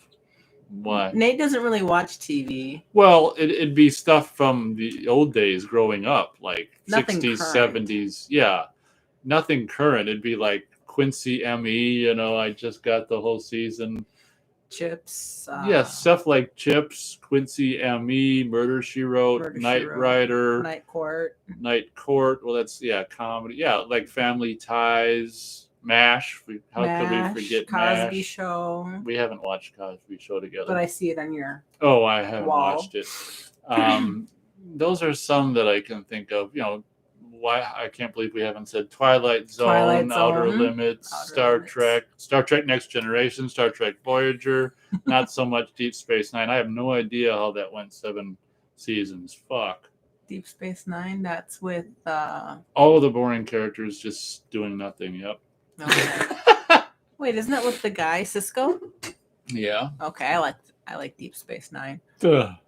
Okay, we're behind. We are up here in chat. Oh my God. Got a lot of chat coming up. Austin says part 6 is Curse of the Puppet Master. Puppet Master 8 Legacy is utter crap. That was the worst one. Yeah, that's basically clips of all the other ones that came before it is basically what it was. Ooh. C-Step says favorite TV show of all time, Columbo. Never got into Columbo. Oh, like that's kind of what you have to watch from the very beginning to get into.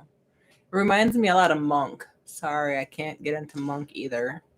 Jerry says Jurassic Park is the perfect first movie to see in a movie theater as a kid, isn't it? My first movie was Jaws: Revenge. Oh, I'm so sorry. So I'll let you guys decide whether it was a magnificent or not so magnificent. I think we've decided. Not so magnificent. Elite says my favorite TV show is WKRP in Cincinnati. Yeah, I got the first season on DVD a while back. That was fun. I got the first season. Okay, we'll add that to our watch list. Oh, okay. Speak of the devil, Matthew Haggerty's here. Hey, he must have heard us talking about him. Shh. Oh God, now you're gonna. No. Welcome, Matthew Haggerty. Matt. Yo. Is what Matt says. Jason says my first was Aliens. Was so young, probably the best movie going experience ever. Yeah, I saw Aliens that. Was fun. I saw that at the drive-in with my dad. I was too young to see the violence in it and creeped me out at the time. Uh-oh. Austin says Axis Trilogy was okay. Oh, Puppet Master Access Trilogy was okay, but nothing great. Didn't care for the digitally shot style of those. Yeah, I agree. Matthew says, what did you say? Probably meaning about me. Someone else just, I don't know, like an hour into the show, someone else said in chat, I'm surprised Matt hasn't shown up. That's all. Yeah, we were just missing you. That's all. Missing your words on the screen. That's all. We're innocent. There was, okay, C-Snap says there was an English TV show called Sapphire and Steel.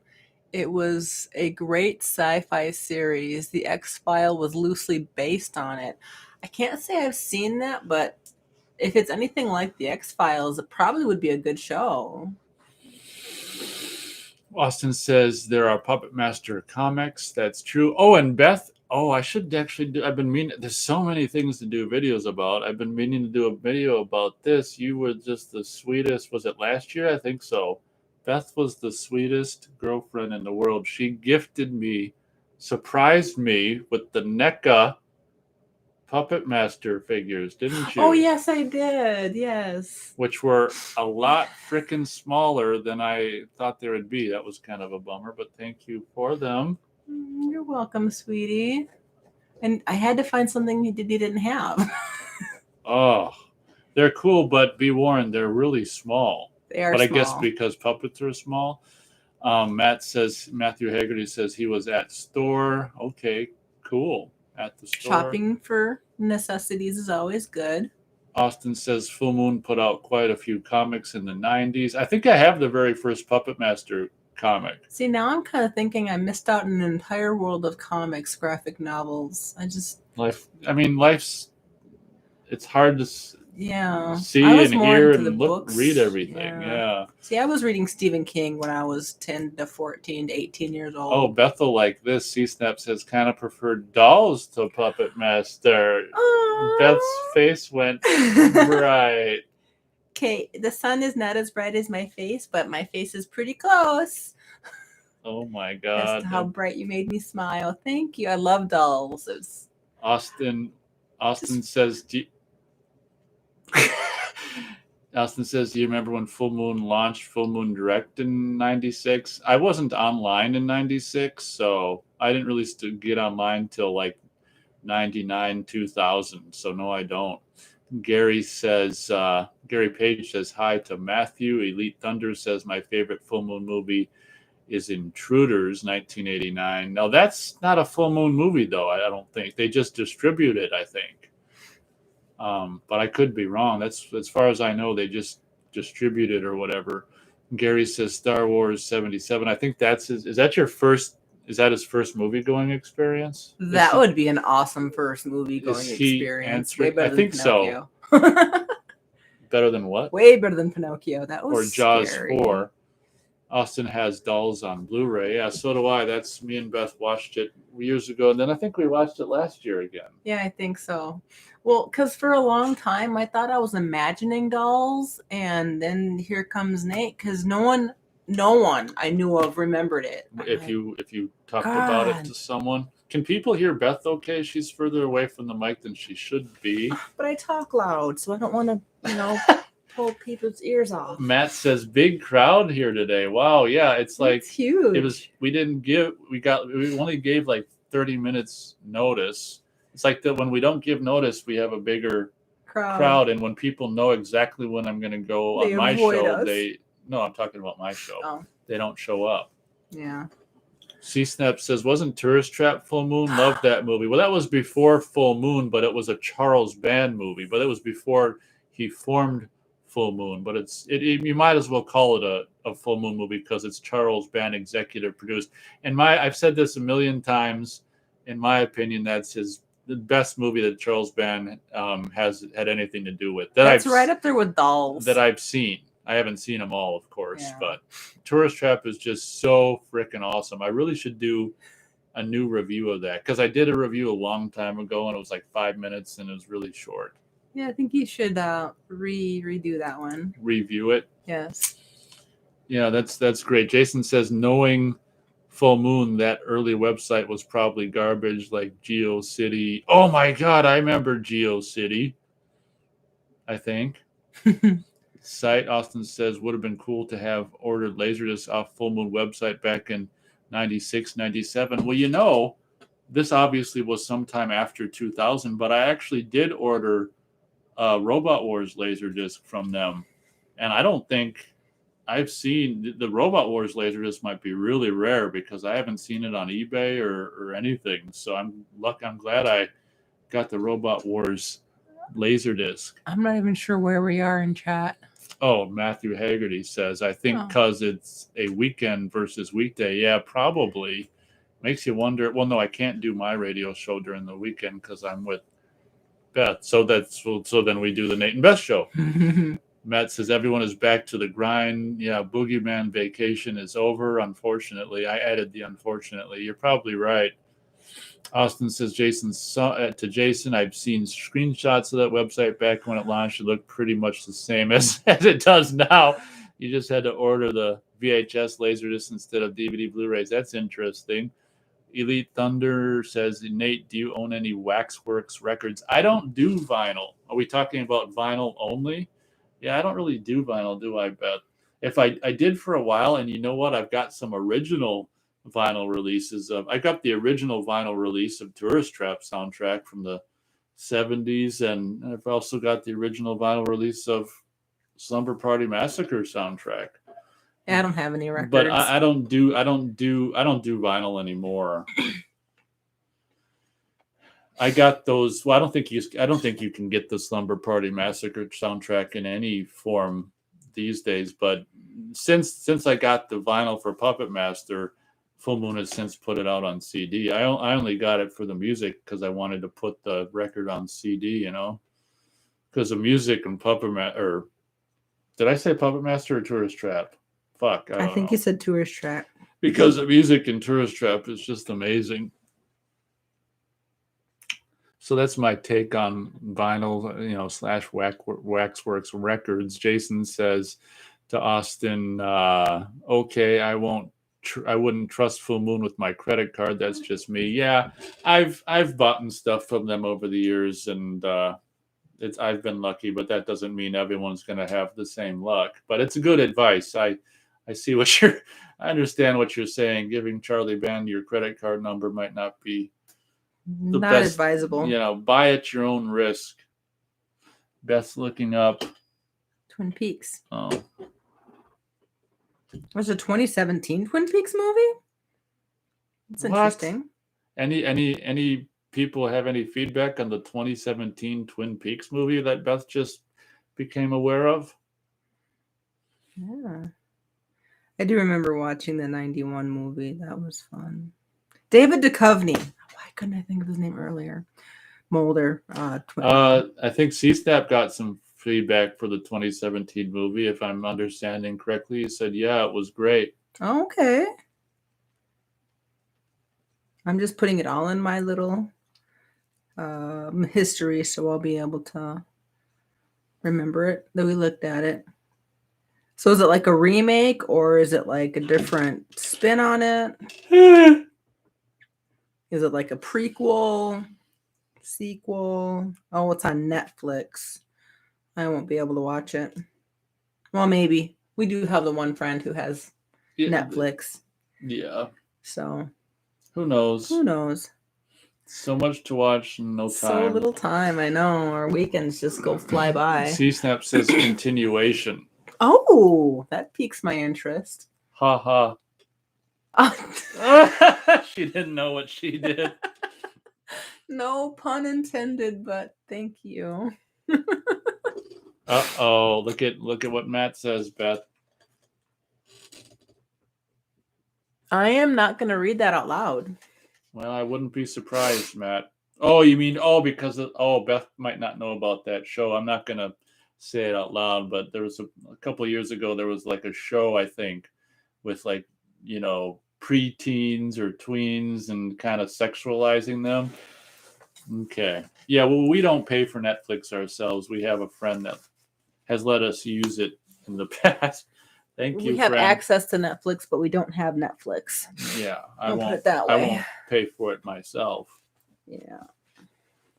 Isn't it strange how Netflix, the name was Netflix way before they were a streaming service? Because originally it was you order the movies online slash net, hence the word Netflix, Yeah. but then they're just they Internet delivered flicks. the discs to your door. Mhm. So Netflix originally wasn't on the net, other than you just order the discs from the net, as far I as think I it know. was Internetflix, but then it turned into Netflix. Did it? Was it? I don't know. Maybe that was just a play on words. Well, even if it was Netflix the whole time, you order them on the net. I mean, they still called it the net. Jerry says, Beth, 2017. What? Oh, is the year the new season was released. Okay. Okay. Well, I'm that's pretty confused. Is it a recent. new season or a new movie? I thought New it was movie. a movie. I think He's it's calling it a season. season movie. It's all. Jason says, look into the story of Charles Band's son who was kidnapped. Band was without a doubt heavily into laundering money for the mob and crossed them.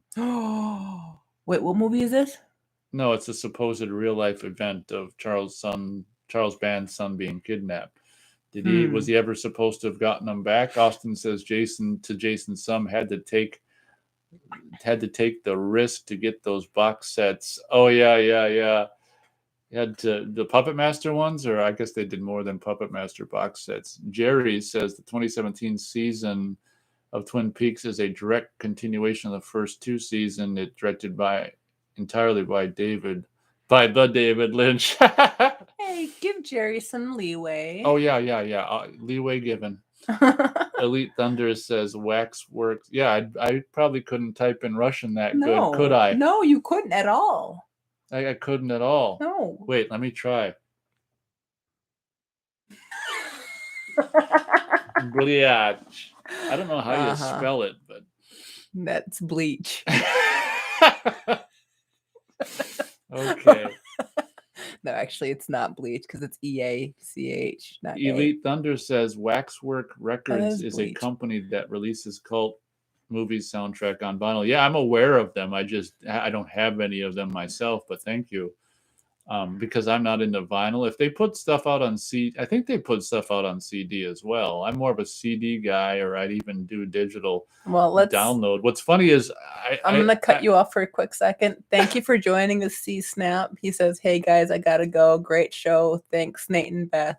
And then I guess Joe smiley face. Thank you, C-Snap. Go ahead and continue. Thanks, Beth. Because we want to thank them before they go. So that makes sense. What was I saying? Oh, yeah. I said my piece about the Waxwork Records. Austin says, yes, thanks for showing up, C-Snap. Have a good one. See you next time. Austin says the Puppet Master box set and Empire box set is what he got. Okay. He don't order from Full Moon that much. Yeah, they're just about to do their Valentine's 50% off sale coming up. Yeah, I don't order for them much either, because in the past it's just taken so long for stuff to arrive, and I generally don't order from them. But at least I haven't got burned. But I did order a couple of Puppet Master replicas back in the day that they were both supposed to come with a stand, and only one did. Yeah, but I don't use the stand anyway. Go ahead. I was pleasantly surprised when I saw some Puppet Master stuff at a store by where my son lives, and I had to snap them up. We're talking about them super teeny weeny figurines. They're so cute. Jester, who did I get? Jester, Blade. That's it. And you were the guy said he was gonna try to get Torch. Yeah, but never did get you Torch. Don't go over there much anymore, do you? I know. But I got some other ones that in the 2-in-1 packet. I think I got some of those where they're actually in it looks like they're in the box. Oh, well, that's what I told you about the NECAs. Yeah, the NECAs. Yeah. I appreciate those. Those were fun. Jerry says, Nate, that was impeccable. I don't know if it was my pronunciation of that word or the spelling of it. I am pretty good at saying it, though. Yes, he is very good at saying it. And what does that mean, Jerry? Is that fuck in Russian, or just Gary Page says, yes, Star Wars was the first film I saw at the cinema. Dolls was a great film. Tourist Trap was creepy, and Cool. Cool and Tanya Roberts was nice. Yeah, she's the sexy babe in it. Oh, was she the one that went into the pool in Tourist Trap and the water moccasins Well, thing all got her out of the water? 3 of them went into the water. Jason, she was one of them. Do you want me to read it? You can read it better than I can. Jason says Alex Band, lead singer of The Calling on YouTube. Oh, that's Charles Band's son. There is a video called The Calling, a tragic story of the band behind wherever you will go. He was kidnapped out of the blue, appeared very mob. He might have run out of space to write. Very mob style, possibly. Okay, yeah, I know he has a son who was in a band or something. Well, if you got that last name, you better form a band. What's the last name? Alex Band. Yeah. If you're not in a band, get out of here. That was just horrible. Oh, wow. So I don't know if Matt's still with us, but if he is, if he'd like to share, he doesn't have to. But what store was Matt at? If Matt doesn't mind, I don't know if Matt's with us anymore. Had to go pick up some. Recently, it was the week before last, he got a hose in the Miata chewed, Beth, by a mouse or something. He had to go get a coolant hose. No bueno. Looking at no good. Sorry, he doesn't like it when I say that. I've been saying it since high school. It has nothing to do with social media. Go ahead. You were gonna say looking at. Looks like we have 3 hitchhikers. Thank you very much. Thanks. And possibly up to 5 to 6 listeners. So what's the highest you saw? 7? 7 was the highest I've seen. So wow. Yay. Oh, he went to the $1.25 tree. Yes, we have those here in Minnesota. Yeah, they better change all the signs. The $1.25 tree. Oh my god. Yeah, no longer the dollar store. Isn't that pathetic? God. Yeah, but they got some good stuff there.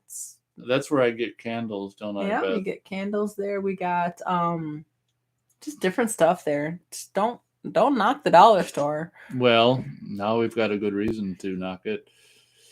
$1.25 store. It's not the dollar store, unless it could be called that where he is. I don't know. We've got Dollar Tree here. Austin says Charles Band was ripping off Paramount when he released Puppet Master box set illegally. That's very true. Ooh, that is very true because they still had I set up the rights. I said this before. He did this goofy thing where because a lot of these original full moon movies Paramount distributed on VHS. He did this goofy thing, and once that deal was all over into the 2000s, where he released some of the Paramount era movies on DVD under like a supposed Australian video label. And here's a question for Beth: if you were going to make up just a random bullshit Australian home video label, what would you call it? Joey's Pocket. Another try. No idea. Oh, please, just think Australia. What would you do for the... All I can think of are kangaroos and panda bears. You got it. Kangaroo Video. Really? No, you're serious. Kangaroo Video. He just came up with this bullshit Australian distributor. Okay, but you do know a baby kangaroo is called a joey, right? Oh, is that what you said originally? Joey's pouch. Oh, no, I didn't know that. Anyway, yeah, close. He's done a lot to screw a lot of people, hasn't he? Oh. That was funny. Wallabies. Elite Thunder says, "Have you seen Monkey Shines?" Yes, I have. I've got the DVD. It's not something that's crazy memorable. What does Beth say? Has she seen it? It sounds familiar. Wasn't it like a horror slasher? Like it sounds. I might have to look that up. Matt says also went to Walmart to get Xbox game Resident Evil Village. Okay, is that a new one, or I would imagine so. I take it you're not getting that sequel to the one that looks like it's got worse graphics than the first one did we were talking about. Is it Monkey Shines or Monkey Shine? Because I have Monkey Shines, 1988 film. That's it right there. Okay. Jason says, yeah, Charles Band is a typical 70s shady Hollywood distributor. Yep, good old days. Jason says to Matt, RE Village is on sale digitally for, they're going to get in a fight, for $30 on Xbox Live. Walmart tends to never have sales on anything. Matt says, I did get the sequel game too. Oh, okay. Well, he's going to get the sequel game even if it doesn't have the water impacts splash on the bullets. Uh-oh. I have vague memory of Monkey Oh, yeah, Shines. okay. Matt explains why he doesn't buy digital games. Go ahead, Beth. She's got... No, I looked at the video of it. And vague memories of Vague Monkey Mom Shines. wouldn't let us watch stuff like that. I had a very sheltered childhood. My parents were I was lucky to watch Twin Peaks and X-Files and Friday the 13th, the series. Yeah, that's something else they want me to see. I think you'd like it. Yeah, it's just a matter of blowing the money. Matt says you can sell the game back on disc and you still own the game. There you go, Matt. Matt's My son does the same thing. He does digital downloads. He doesn't buy physical games. I think what Matt's doing is he's, I guess, saying the pluses or the advantages or what he does with physical. I don't know. I'm not a gamer, or at least But see, here we can't return any physical games. We have to go to like a GameStop. Oh, he didn't say return. He says sell. Oh, which who it's knows? Different. Yeah. Okay. Austin says he can't, and now we're talking about games, I guess. I can't stand digital games. Matt says it was $35 on disc. And what did he say? I think he said it was $30 on digital, so it's only $5 more. Jason says, okay, hopefully you got a good price. Elite Thunder says, have you seen Funny Farm with Chevy Chase? Yeah, I have. That's a goofy movie. You know what? Why? Because Funny Farm is a movie that starts in the summer and ends on Christmas. So it's like, for me, Beth, where I like to watch a movie during the season it takes place in. Well, what the hell time of year are you supposed to watch that movie Any time of year. It takes place in the summer and in Christmas. So when am I supposed to watch it? Fall. Oh. But I've got the double feature, Funny Farm and Spies Like Us. I saw Spies Like Us at the theater, so I grew up with Spies Like Us. But I really should revisit Funny Farm and review it either in summer or Christmas. Oh, Jerry. Jeff is finally answering the question. Nate, the Russian B word literally means slut, but it's an obscure word for a slut. Strangely enough, though, it's mostly used the same way as the English F word, as a strong. That's what I figured, because when people got into car wrecks, they wouldn't say slut as a strong exclamation. Okay, thank you very much, Jerry. Yeah, okay, I could see that. That's kind of how I just, saw it as. It's interesting because talking about Spies Like Us, there's it involves, if people don't know, it involves, oh yeah, okay.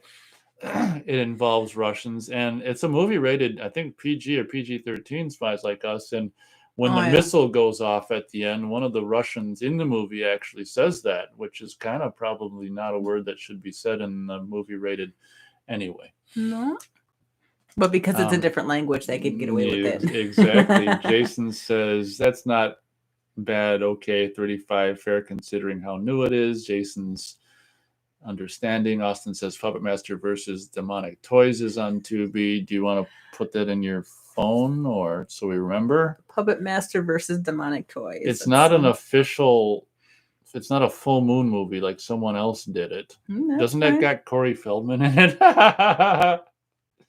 Jason says, what game are you going on about regarding water in the sequel? Oh, maybe Matt can answer if he's still with us. Some part 2 of some zombie game or something that came out on, was it yesterday? I don't remember. I think the game's like, the first one was from 7 years ago or something. Elite Thunder says, Dying Light 2. Jason. Elite says, thanks, Matt. Elite Thunder says Spies Like Us, Paul McCartney done the soundtrack. I don't know if we're thinking of the same movie. Austin says Tubi has all the video zones. Isn't that fun? That's awesome. Matt says, as he said on, I can't even remember, was it this Thursday or last Thursday? I can't even don't even remember. Spies Like Us 1985 film. Matt says Dying Light 1 is better. If you want to hear him talk more about that, listen to, I think it's this past Thursday. What, Beth? Didn't we watch this? Spies Like Us? Oh, yeah, you fell asleep during it. Yeah, it wasn't that interesting. Sorry. Thank you. Matt says 7 years to make a game worse than the original. Laugh out loud. Yeah, we talked about that. Matt, was that just couple days ago, or was that last week? I can't even remember when you talked about Dying Light. Oh, well, it was one of the last radio shows, Huge Movie Fanatics Radio. Just listen to the total. Let's see, if you combine both of them, it's 9 hours of total radio listening. Long time. Oh yeah, 4.5 hours each show. Yeah. Ha ha. I did the math. I did it before you. You were there. I still am. Jason says, trust me, Dying Light 2 looks really good. The typical internet game trolls are trashing it. Massive. It probably means in scope. Okay, so Matt thinks we talked about it on the Thursday show a couple of days ago. I think he meant a couple days ago. Massive in scope versus is. Okay. Whew, okay, so just past 2 hours. Past 2 hours, and I was just about to say my mind is gone. Doesn't it something what it does to your mind reading chat? It's fun, but yeah, I'm barely reading any of it. But this is a fun show. How long have our normal Nate and Beth shows? I think our last one was 2.5 hours. Yeah, about that. I think once we have a lot of people though. Oh, it looks like we're down to 4. Oh, just as you said that. Well, we did. I'm really enjoying this. Oh. 2 new people that I've been introduced to, Jerry and Elite Thunder. There was one guy who just said one thing, remember? Yeah, a few new people. Well, I'm not going to go all the way back up to it. So thanks, I'm loving everyone. This. Thanks, everyone, for showing up. I imagine Matthew is right. Probably more turnout on a weekend when people aren't at their slave job. The grindstone. See, Beth shows are fun. I mean, Nate and Beth shows. Wow, is that a Freudian slip? No, I just said it on purpose. Austin says it's kind of funny. The Puppet Master 1 trailer, they mentioned Barbara Crampton as one of the cast, but she's only in it for one scene. That's true. But she's part of the cast. She's part of the cast. She's in there. Come on. That is funny. And well, they do the same thing with William Hickey. He's only at the beginning, like Barbara Crampton. That's like Will Smith in the William second. Hickey. Yeah, that's like Will Smith in the second. Help me out. His Alien movie. Well, he's 4th of July. No. He was. But he's not credited. His picture was in not the movie. credited in the trailer, though. Oh, okay. But he was in the credits. Independence Day 2. Yeah. He wasn't even in the movie except his picture, and he still got money. Well, we don't know all the behind the scenes. That is funny, Austin. Thanks for that funny anecdote. Matthews says to Jason, bigger in scope, but downgrading physics and all sorts of other things. The original had it. See, I knew they were going to start fighting. See, I don't understand video games. I'm Matt more of says, a movie person. Even the graphics are downgraded by a bit. Took away Night Hunter, multiplayer mode. Video game fan bitching begins. Austin says, at least William Hickey had more screen time. That's true. Elite Thunder says, have you seen Dreams Don't Die from 1982 TV movie? I have not. What about that? That would be a no, but I'm going to put that in my search here. Dreams Don't Die. Oh, back up to 6, Beth. Hey. We can't leave. Can't leave. Dreams Don't Die film. 1982, is that the right one? Yeah. Wow, that looks kind of creepy. Well, don't. I'm just trying to see the whole. Oh, can we say Okay, I'm not. Can we say what? Predictive programming. Look at the picture. Well, that picture looks. Did you have the right thing? Oh, yeah. Oh. See what I mean? Jesus. That was 82. Jesus. That looks like a newer artwork, though. That doesn't look like artwork from 82, unless this is like it's newly commissioned artwork. Was this something that recently got some kind of a new Blu-ray release or something? It looks like new artwork. God.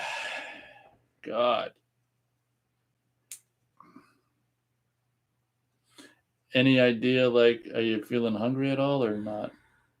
I could probably do some munching. Yeah, don't say a specific restaurant in case you were gonna. No, this actually looks like it might be the original art. It looks like more current artwork. Let's do images. Austin says, "Do you have?" Oh, maybe that's the original. Yeah, see that would be 82 art. This is like brand new. Look at that. That's these days art. Okay. Austin says, "Do you have Crash and Burn? Is that on Blu-ray yet?" That is like, in my opinion, like after Puppet Master, Crash and Burn might be actually one of my favorite full moon movies. And no, it's not on Blu-ray. It's a shame because I actually really like it. I've got the DVD, which is like taken from some crappy, looks like work print. And I've got the VHS, which ironically looks better than the DVD. So, and I've actually got the CD soundtrack of Crash and Burn because I like what old Richard Band did with the music. So that's a very that's at the very beginning of Full Moon. So for me, it's very nostalgic. I can remember. Let me tell you about Crash and Burn. My buddy, I knew it was on a trailer for some Full Moon movie, probably Puppet Master 2. I knew about it, but I never saw it. My buddies taped it off of cable, and he said, "Oh, it's so stupid. The robot only shows up at the very end, and then it just breaks and falls down." And I'm like, "Oh." So anyway, then I ended up seeing it, and although he's true about that, I still like it. It's actually written by the guy who wrote and directed the Slayer from the early 80s. He also directed that movie, early Full Moon movie, which is kind of cool but not amazing, by the name of, oh Jesus, sorry. I don't think that's the name of the movie. Yeah. It's it's like the Shadow Zone. That's it. It's like the second Full Moon movie. What? Are we talking about a Crash and Burn? It's on YouTube remastered, or what are we talking about? Oh, we're probably what are we talking about? Oh no, he's talking about Dreams Don't Die. Yeah, Dreams Don't Die. It's the same guy. He's talking about Dreams Don't Die. Okay. Otherwise, I was like, what? Crash and Burn. Okay. Uh-oh. See, they're fighting. So Matt says to Jason, "Bro, you sound like the marketing department." But to lighten it up, he says, "Laugh out loud. If you played the first one, and I played it for many, all caps on many hours, it's a downgrade in most ways. It's a last gen, but even worse than last gen game at best." Austin says, "Yes, Full Moon VHS tapes look far better than their DVDs." Okay, my mind is blown. That's because why don't you not read anymore? Beth's mind is done. I'm kind of zoning out, actually. We'll probably just go until another 20 minutes to 2:30. Yeah. And call it good, regardless of the amazing current listeners. That is funny, Austin. Yeah, that's because Paramount distribute them, probably. Gary says, "I saw Inner Space at the cinema. It seems to be very underrated movie." I just showed Beth that. We just watched that, last month, maybe month before? Yeah, a couple weeks ago. A sleeper film, I think. I mean, it's just one of those great films that I don't think very many people got a chance to see. I saw it at the theater with my dad as well. And that was I grew up with Inner Space, so that is really kind of cool. It's like the remake. It's not a remake, but a reimagining of the idea of the movie that Beth. Honey, I Shrunk the Kids. No, the Fantastic Voyage. Oh yeah, the Fantastic Voyage. That works too. Yeah. Yeah, I showed you that. That's from the 60s. Where am I? Austin says full moon DVDs look like bootlegs and they're official. That is so funny. Yeah, it's like Full Moon puts out DVDs of their own movies and they look like bootlegs. Yeah. Jason Sum says, "Oh God, they're fighting. Do we even need oh, to? I don't know if we need to read the fight. We'll just let them fight in Okay. silence." Austin Wilcott says, I've seen bootleggers made better than the discs from Full Moon. See, you got me reading digital. Reading digital. What's that mean? I would normally say FM. I know that means Full Moon. Oh, I see. I'm learning the lingo. That is sad. Oh, He's God. saying he's seen bootleggers better than the ones from Full Moon. Right, yeah. That's hilarious. All right, guys, I'd say about 20 minutes of lovely show left as both of our eyes and brains are fried. Totally I've fried. done this for 4 hours last year. Can you imagine? How can you do this for 4 hours? I can't anymore. Well, when I'm out with, I guess when it's new. When I'm on with Matt for 4 hours, it's mostly talk and little chat reading. This is all chat reading, and it's just there's a difference. Yeah, and reading chat and doing 3 conversations. But we love the chat, so please don't stop. Yeah, thank Gives you. us something to talk about and interact with you. Please don't stop the chat. Yeah. I guess it's easier to talk than to chat, but again, we love the chat, so don't stop chatting with us, please. Jeez, you're not needy or anything sounding. I just don't want them to be all insulted. So Elite Thunder says just watch the Carpenter I thought you were talking about a John Carpenter movie. The movie by the name of The Carpenter from 1988 the other day. Yeah, what do you think of that? That's kind of goofy, ain't it? I've showcased the Laserdisc on this channel. Beth's looking at me like, what? It's just this dumb it's really kind of a goofy movie. Wings Hauser is the Carpenter. What did Elite Thunder think of the Carpenter? Austin says, I have a Shadow Zone DVD and it looks like it was ripped off HBO back in 92. Yeah, I've got the tape and the DVD. What's his name? Jerry says, Nate and Beth, do your throats hurt doing long live streams? Not as much as our eyes and brains. Throats are fine. Well, I can't speak for Beth. I don't really. You do a lot more talking than I do. I don't know if I'm spelling this right. For me, reading chat is worse on my brain and eyes than it is on my throat talking. So yeah, it's hard in my eyes. Oh, that looks totally 80s. Mm-hmm. Sorry, I'm just looking at the pictures here. Of the Carpenter. Can we that's almost something I gotta see if it's worse than Doom Asylum. No. No. Yeah, I wouldn't say 31 Days of Horror, The Carpenters, 1988. Dun, dun, dun. Oh, well, this is some guy's YouTube thing. Oh. Never mind the 31 days. It's just his own thing. Okay. Uh-oh. Look at that. Okay, Beth's... Yeah, I've gone too far down the line. She's scrolling, so she just... I scrolled too far. Yeah. So that's our answer for Jerry. Austin says The Carpenter was a weird flick. It's like Candyman meets Bob. I haven't seen. Austin's got a funny sense of humor. And if that's kind of, I saw Candyman was creepy. Yeah, we haven't watched that together yet. I don't think you want to watch that with me. I've mentioned it several times. I'll watch it with you. Yeah, I don't think you want to. Candyman. Okay, I might have to watch that one. I see. I don't even know where you are. I'm caught up. I read everything. Okay. Now, does the Carpenter become Bob Vila or no? He's just making a joke. Okay. He's got a fun sense of humor. Okay, I did like Candyman though. Yeah, I remember when that was out in the theater, and all the kids in high school were like, "Oh man!" Well, it's like, wasn't that like the takeoff from Bloody Mary? You say, yeah. Candyman, right. versus Bloody Mary, Bloody Mary, yeah, Bloody Mary. Basically a ripoff of that. Yeah, urban legends, I tell ya. So,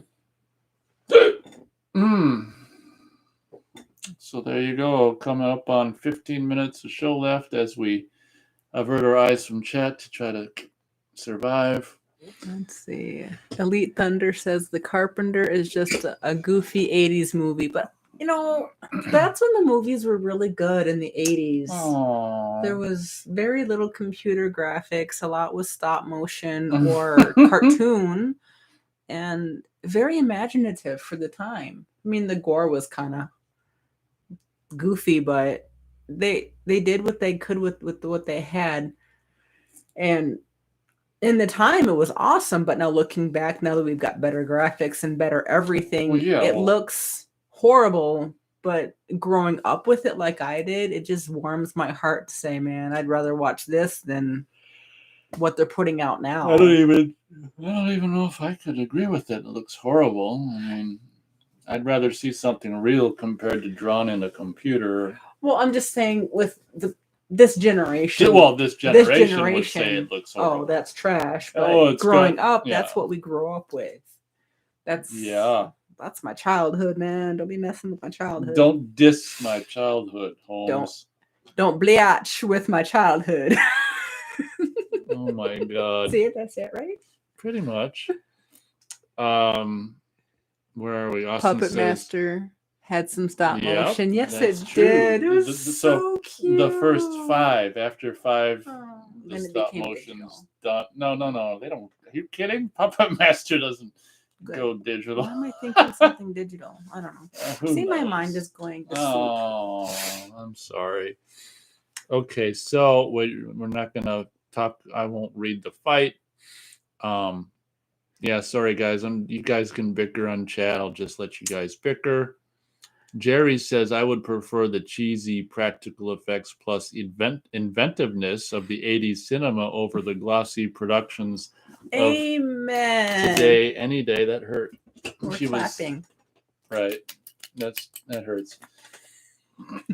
We agree, don't we, Beth? Yes. We agree, Jerry. Wholeheartedly. And when you showed up on Thursday, you could have corrected me, and I was calling him Gary the whole time, but I guess he didn't want to correct an American and get us into an international incident. Oh no! Don't ask where that came from. Where'd that come from? No clue. That's the Hispanic in me. Oh no! Oh, I thought it was your Russian accent. I don't have Russian in me. Austin says Army of Darkness was one of the last stop motion movies. Yeah, that's kind of true. Combined with Ed 209 and RoboCop 3, of course. Yeah, I showed you Army of Darkness. The guy from Evil Dead went back to the old time. Yeah, RoboCop 3 was even later than Army of Darkness. Okay. Well, I think it was. I think RoboCop 3 came out later than it was supposed to because they didn't know if they wanted to risk releasing it or not. Oh, everyone, did you know, anyone who might be interested, they just announced like a complete Blu-ray set of the original RoboCop TV series from the early 90s. Beth all sprung up like it's something she'd care about. Mm-hmm. I don't think I'm going to get it, but I watched that show at the very beginning, and I've got the pilot episode movie on Laserdisc. Oh, see ya, Matt.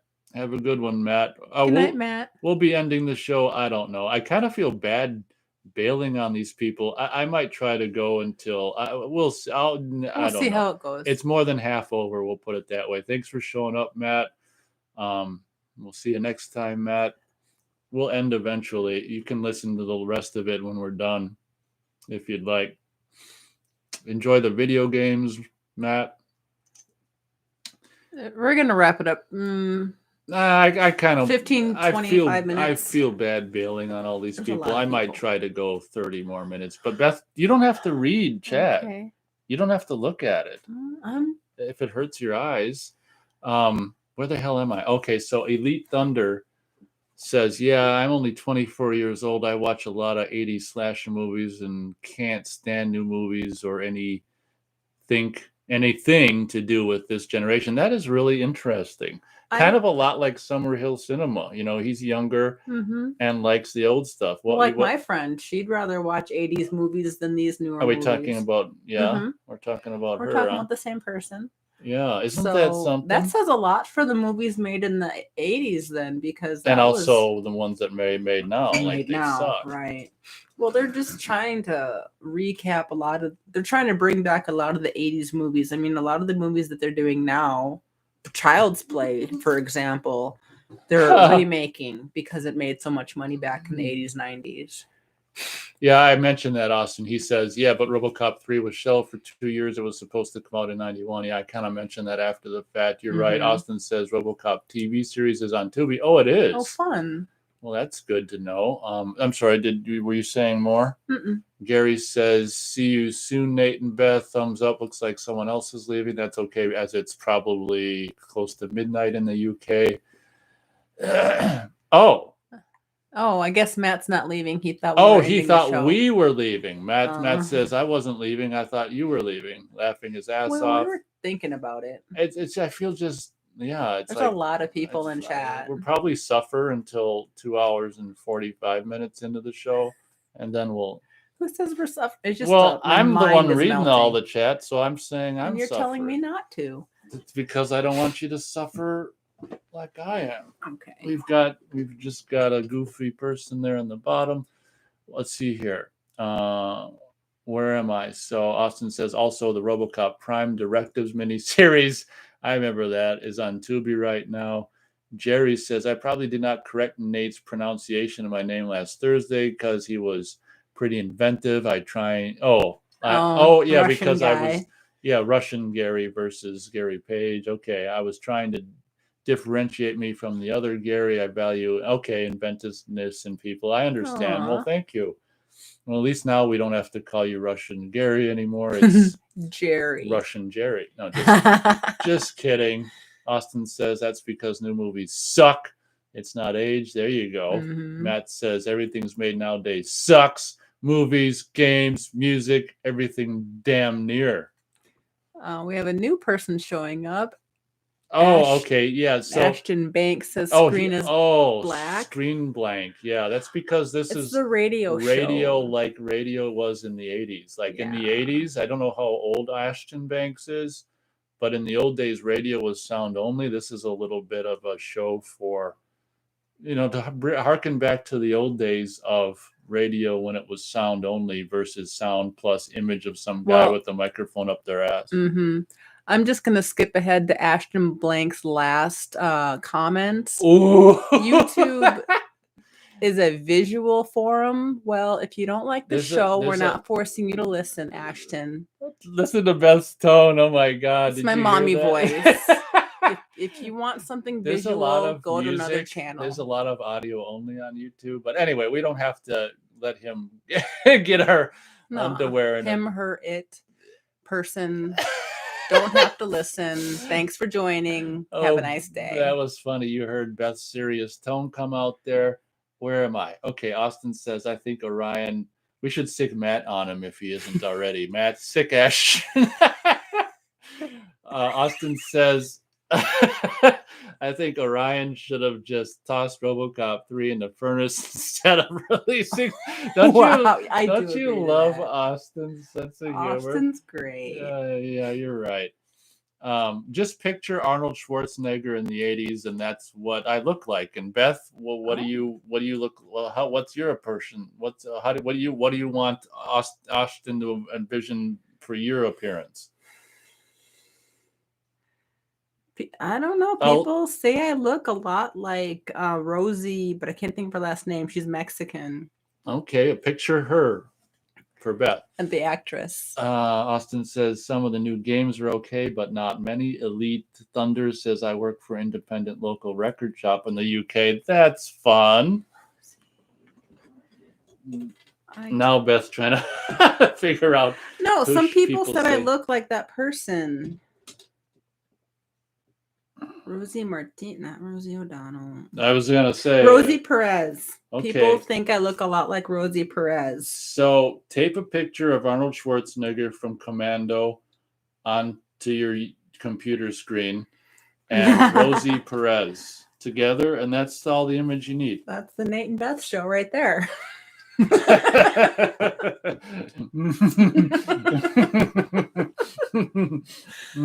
Wait, who's supposed to look like Arnold Schwarzenegger? You? Me, yeah. Oh, okay.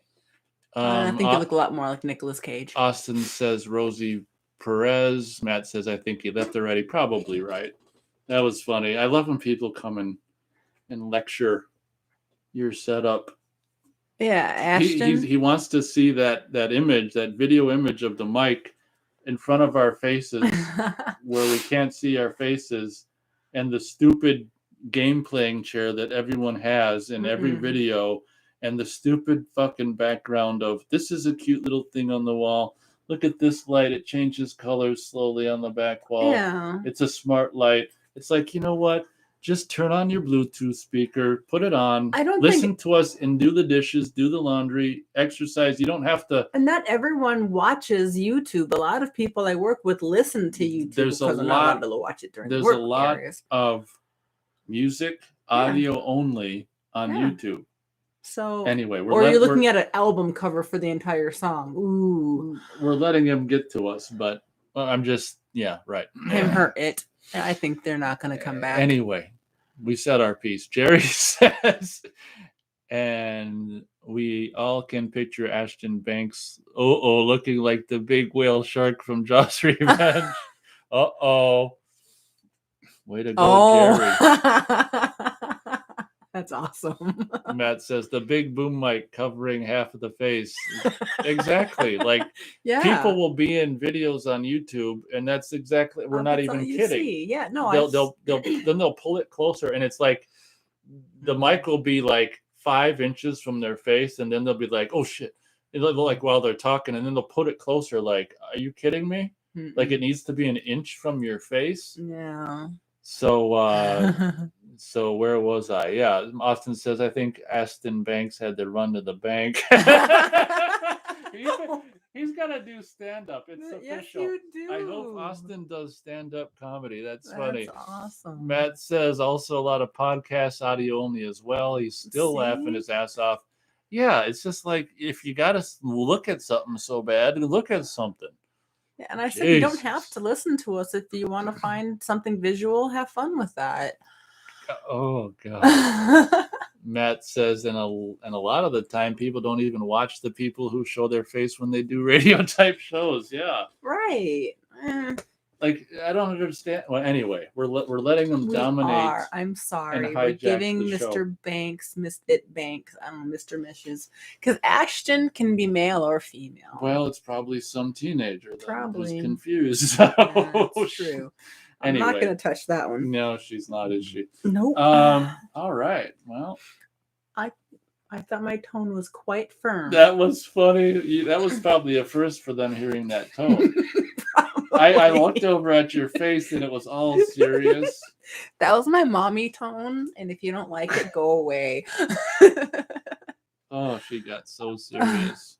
Well, it's just someone trying to come and stir up trouble. That's true. Let's go back to our 80s. Let's go back to the 80s where radio was fun.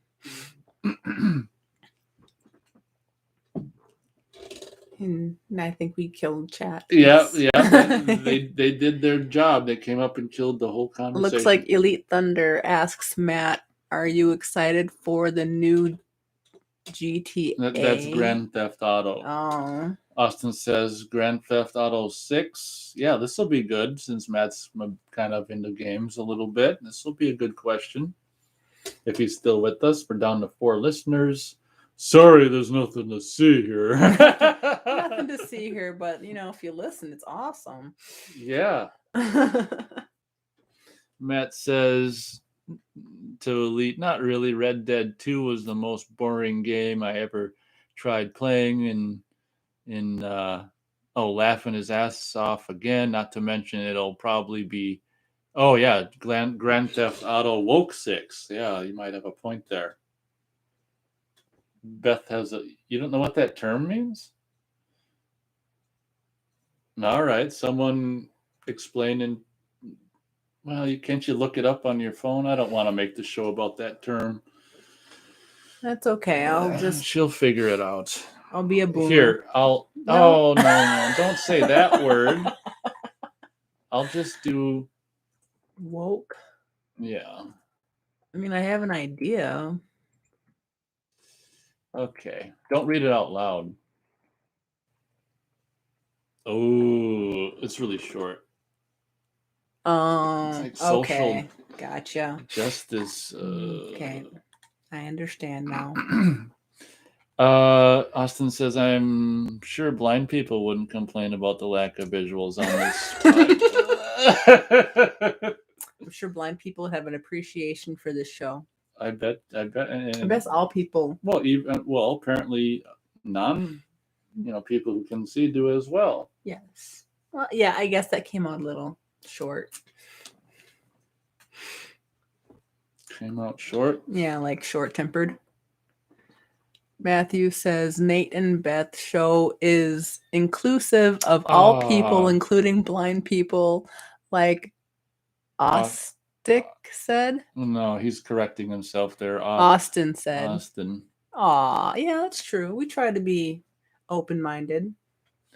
Uh-oh. Jerry says, oh no, I just heard that Scream 6 was greenlighted by Paramount. I'm scared to imagine what title they choose for it.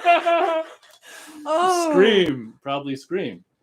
No, that's the last one. I know. That's just that's why he's joking about that. Oh. Like, what are we going to call Scream 6 if 5 was Scream? Then Scream 6 going to be Scream? No. I think that's what he means, right? Scream 6 should be Scream 2. Because if Scream 5 is back to Scream, then Scream 6 should be Scream 2. Oh my God. That would be so confusing. That's so funny. That's on the same humor as Austin. That was funny. Scream 6. Scream kills. Wow. The Scream that never Evil ended. screams tonight. Ooh. Yeah, that's actually probably pretty good. Yeah. The evil that screamed. I don't know. I don't know. Welcome. Oh, yeah, that's true. Okay, thank you for that, this old helmet. Uh-huh. And Elite Thunder says, Nate, what music are you into? Yeah, I'd say mostly, well, see, I like all kinds of music. When I was younger, I'll read it in a sec. When I was younger, it was like, I really, I was completely, couldn't really identify with my peers because I was more into classical, big band, all this kind of stuff as a teenager, movie soundtracks. But at the late 90s, I did get into punk rock, and it's been pretty much punk rock for the last 20 years. So I like all kinds of stuff. The only thing I pretty much will never own a CD of or give any kind of a chance is, and Beth knows what this is country. But he will listen to Reba McEntire. Well, only in the car if you're in it. I'm not going to listen to that by myself. But so punk rock kind of pretty much mostly, but I've actually gotten into some stuff I never thought I'd get into recently. It's just more for something different and fun, but and I'm mostly into punk rock. Go ahead. What? I'm into everything. I've just gotten into some emo. No, was it emo rock? Indie rock. And that was really interesting. But I'll listen to anything from classical to Zeppelin. So Austin types 6, the number 6, and then scream. Yeah, that's actually pretty funny. The number 6 and then the letters CREAM. Scream. Woohoo! That's actually pretty funny. Jerry says scream again. Ooh, that could be a tagline. Yeah, Matt says Ghostface dies tonight. Yep, that's true. Jerry says screams like aliens. Yeah. There you go. We've got some good ideas here. Austin says, oh yeah, he says to Jerry, that was actually going to be the title for Scream 2. That would have been cool. Screams. Oh, Row. Jerry says, Austin, you don't say. That's funny. Ha ha. Elite Thunder says, Nate, are you a fan of the Doors? No, I am. I'm sorry. No, I don't really do. What era is that now? 70s. Yeah, I'm afraid not really. 60s, 70s. I like the I Doors. wouldn't say I hate it, but no, I'm afraid not. I'm more into more punk rock of the. See, When would it start? punk Yeah. rock, probably No, 90s. no. What I like. Yeah, punk rock from the late 90s into the 2000s and the last 20 years of kind of punk rock. But see, to be perfectly honest, and I've said this several times, I'm a product of the 70s, but I'm stuck in the 60s and 50s music. But, I love the 80s music as well. So my favorite music would have to be 50s and 60s, though. Well, yeah, I'm a big fan of that too. We go to this restaurant that plays the 50s music all the time, and I Love just feel it. at home with the 50s music. And also at the drive-in theater, before the When you go. movie starts, they're playing Listen to 50s music. So, I love 50s oldies. music too. And like the oldies, really, for some reason, I don't know, like The songs were short and they had little for some stories reason, in it's them. just like really great. Yeah. It just makes it's feel good stuff. And I understand what they're saying. Austin says they called Scream 4. Yeah. Oh, I see why he did that. Yeah. SCRE4M. Laugh out loud. That's true. Oh, the 4 would be the A. Yeah. Mm-hmm. So technically, Scream 4 was, well, not really. It was still Scream 4. Matt says Scream 6 needs to have an inclusive, and I don't even know if I can say that. Nope, we're not I'm going to not say going to that. say it, but yeah, I hear you, Matt. Otherwise, I'm not going to say it. Austin says Matthew Haggerty. I don't know what that means. Grands, one of his jokes I don't understand. Sorry. Okay, yeah. Matt says I agree. I mean, I agree with what Matt says, but I'm not going to say it just because you know why. But yeah, you're right. Needs to. Yep.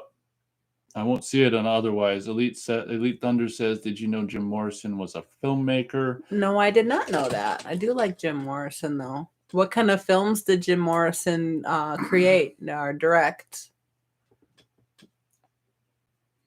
But yeah.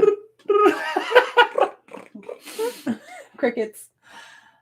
What would you say? We're down to 3 listeners. Down to 3 listeners.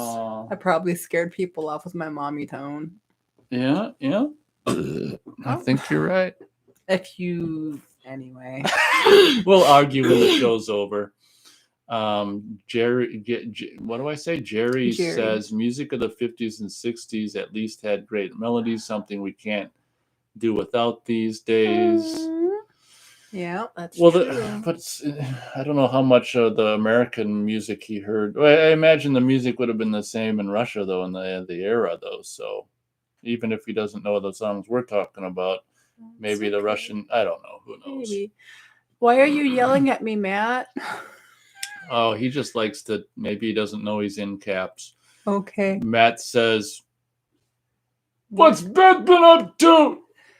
Just chilling, going to work, and enjoying the Nate and Beth show, watching lots of fun movies and old Twilight movies. We actually just saw Twilight. Wait. Don't say Twilight. Twilight Zone. Jesus, Sorry. we don't Twilight want to scare Zone. them.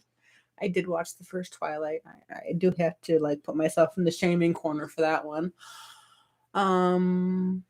No. Actually, what was the last Twilight, the one that we just saw? I had never seen that one before.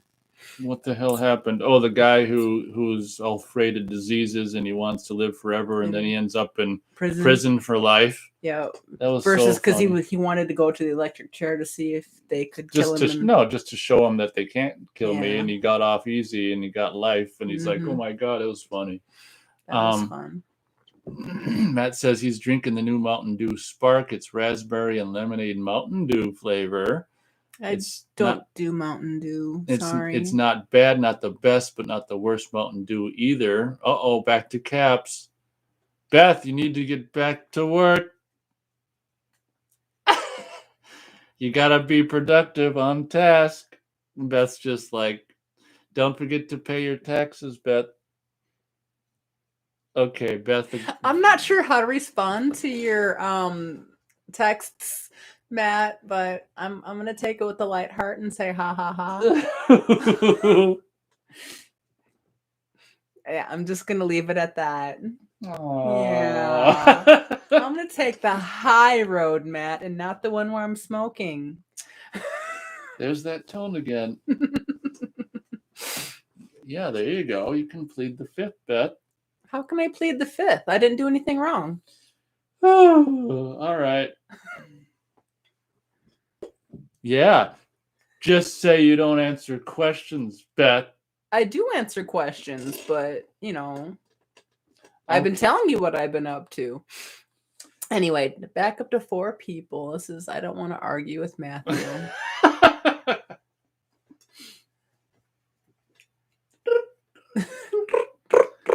Yeah. Our brains are fried. I'm done. Agreed, Matt. That's true. Anyone else got it? Ooh, that's true, Matt. Don't answer them questions from the you know who. Elite Thunder says Jim Morrison went to UCLA Film School. You can find it on YouTube. It probably just for the diehard fans, LOL. Of what? Of diehard fans of Jim Morrison, I'm assuming. Well, he was really into some interesting things. But I'm going to have to look that up. Thank you, Elite Thunder. And tell you what, so we're almost at 2 hours and 40 minutes in. We'll just make it an even 3 hours. And no matter what's happening, I don't care if there's a record 10 people here, we're going to have to leave, save our minds, save our eyes. We'll go for 20 more minutes to 3 hour mark just because of, I don't know why. We love self-torture.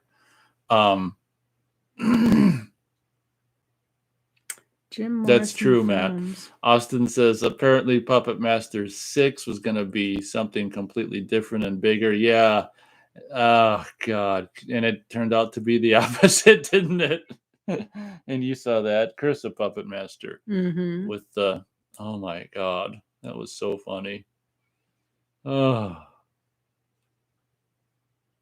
And I think the reason they changed the titles on 6 instead of the word Puppet Master like in front of it is because then it's a Curse of the Puppet Master and then retro, because I think the small reasoning for that was Charles Band obviously knew that Curse of the Puppet Master and retro weren't up to par with the ones that come before, so I think his way of acknowledging that was by putting these different words in front of Puppet Master. Maybe I'm just looking too much into it, but I think that was kind of his thoughts on that. Matt says my new neighbor behind me that I got in summer has okay. Yeah, outside of his house. Now I noticed. No, okay. Yeah, see, that's a phrase that just like with everything else, I'm not gonna say because it's a mainstream thing, but that's funny. Austin says retro Puppet Master was kind of lame. Oh, very much lame, I would say. Right, Beth? Oh, Beth probably doesn't understand what Matt wrote. She doesn't keep up on news and stuff and what's in the media, bless her. She doesn't have time to, which is a good thing. I can explain it to Beth after the show. It's complicated and just a joke, but just anyone know anything pushed in the media is contrived. Austin says Charles Band should have just adapted some of the comics for Puppet Master 6 through 7. Yeah, that might have been a good thing to do, but I mean after he left Paramount, things after Paramount dropped him or whatever happened with that, just I don't know, the budgets went down. Yeah. But getting back to Elite Thunder, I did look up Jim Morrison's films and they look very 70s, so I'm gonna have to check those out. Imagine that.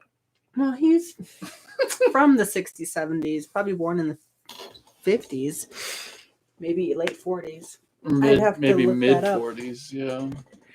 Not a big Jim Morrison fan, but those look really interesting. If you're still listening. If not, then everyone else can hear it. Hey, that's true. That is true. Because we're a listening station and they can hear us. Are you thinking eat in or out at this point? What are you thinking? Probably in. It's kind of cold out. Okay. Let's see here. Oh, Elite Thunder asks if I'm into jazz. I'd say so. I mean, I don't, it depends on which era you're talking about, but I'm huge into the original, like the jazz from the 20s and 30s. I don't know if you're talking about more recent stuff, but I love the old jazz music from the 20s and 30s. I mean, Big band. I was going crazy with that in my teenage years, and all my friends or peers or acquaintances just, couldn't. I was kind of, what's that called? A little bit of a outcast in the music aspect of my acquaintances. I found him under a rock and thought he was cute, so I kept him. Right. I was an outcast in the musical realm when I was a teenager because I wasn't listening to what everyone else was. Imagine that. So I like the old 20s, 30s kind of jazz, what's it called? Stuff that you'd hear in New Orleans. I can't remember what it's called. Creole? No, not Creole. No, it's like a genre anyway. Ragtime. Ragtime. Yeah, that's fun. That's good stuff. Matt says, no, you are a visual station. Yeah. If you like the color black and have that as a video, yes, we are. I'm doing that in honor of February. It's, you know what month it is. Black Screens Month? Yeah. Because black screens matter. I had to do it. I'm sorry. Okay. Oh, I should have said that when Ashton was on the show. Austin says, do you remember when Full Moon put out those Puppet Master figures in 96? I actually got Torch. That's the only one I got, Torch, where his eyes, you could put in a little plastic flame in his torch, and his eyes and the light would kind of light up the plastic flame. So I got that. And my buddy, if you listen to that pizza audio that I put up, it's got the pizza thumbnail on it. That was like a Christmas celebration from 2001. My buddy brought over this, it's right here next to the computer, this Blade figure, which at the time was the biggest one they made. And I don't know if that's 12 inches. Yeah, it's like 12 inches tall, and it's kind of stupid because it's all blood splattered, but I got that as well, which is kind of fun. It's, compared to the replicas that have come out since, it's not that great, but there you go. Elite Thunder HD says John Coltrane, Bill Evans, Miles Davis. I know Miles Davis. All good people in the 50s and 60s. Oh, I'm thinking of jazz. There's a name right now, Jelly Roll. I don't know if that's Jelly Bean. No, I can't remember what the hell I'm thinking of, but yeah. Austin says there was a Castle Freak figure. Yeah, that's true. There was also this one that I've got right here from the movie Shrieker. Let me show Beth this. But I have a question for Ella. Elite Thunder.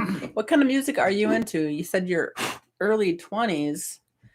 It's interesting that someone in their early 20s is so interested in the 80s and 70s and beyond. Well, it's kind of like Summerhill Cinema as well. But here's I'm showing Beth the figure for the from the Full Moon movie Shrieker. It's kind of like a head with a mini baby head off the one side. Her expression is of one of what the fuck.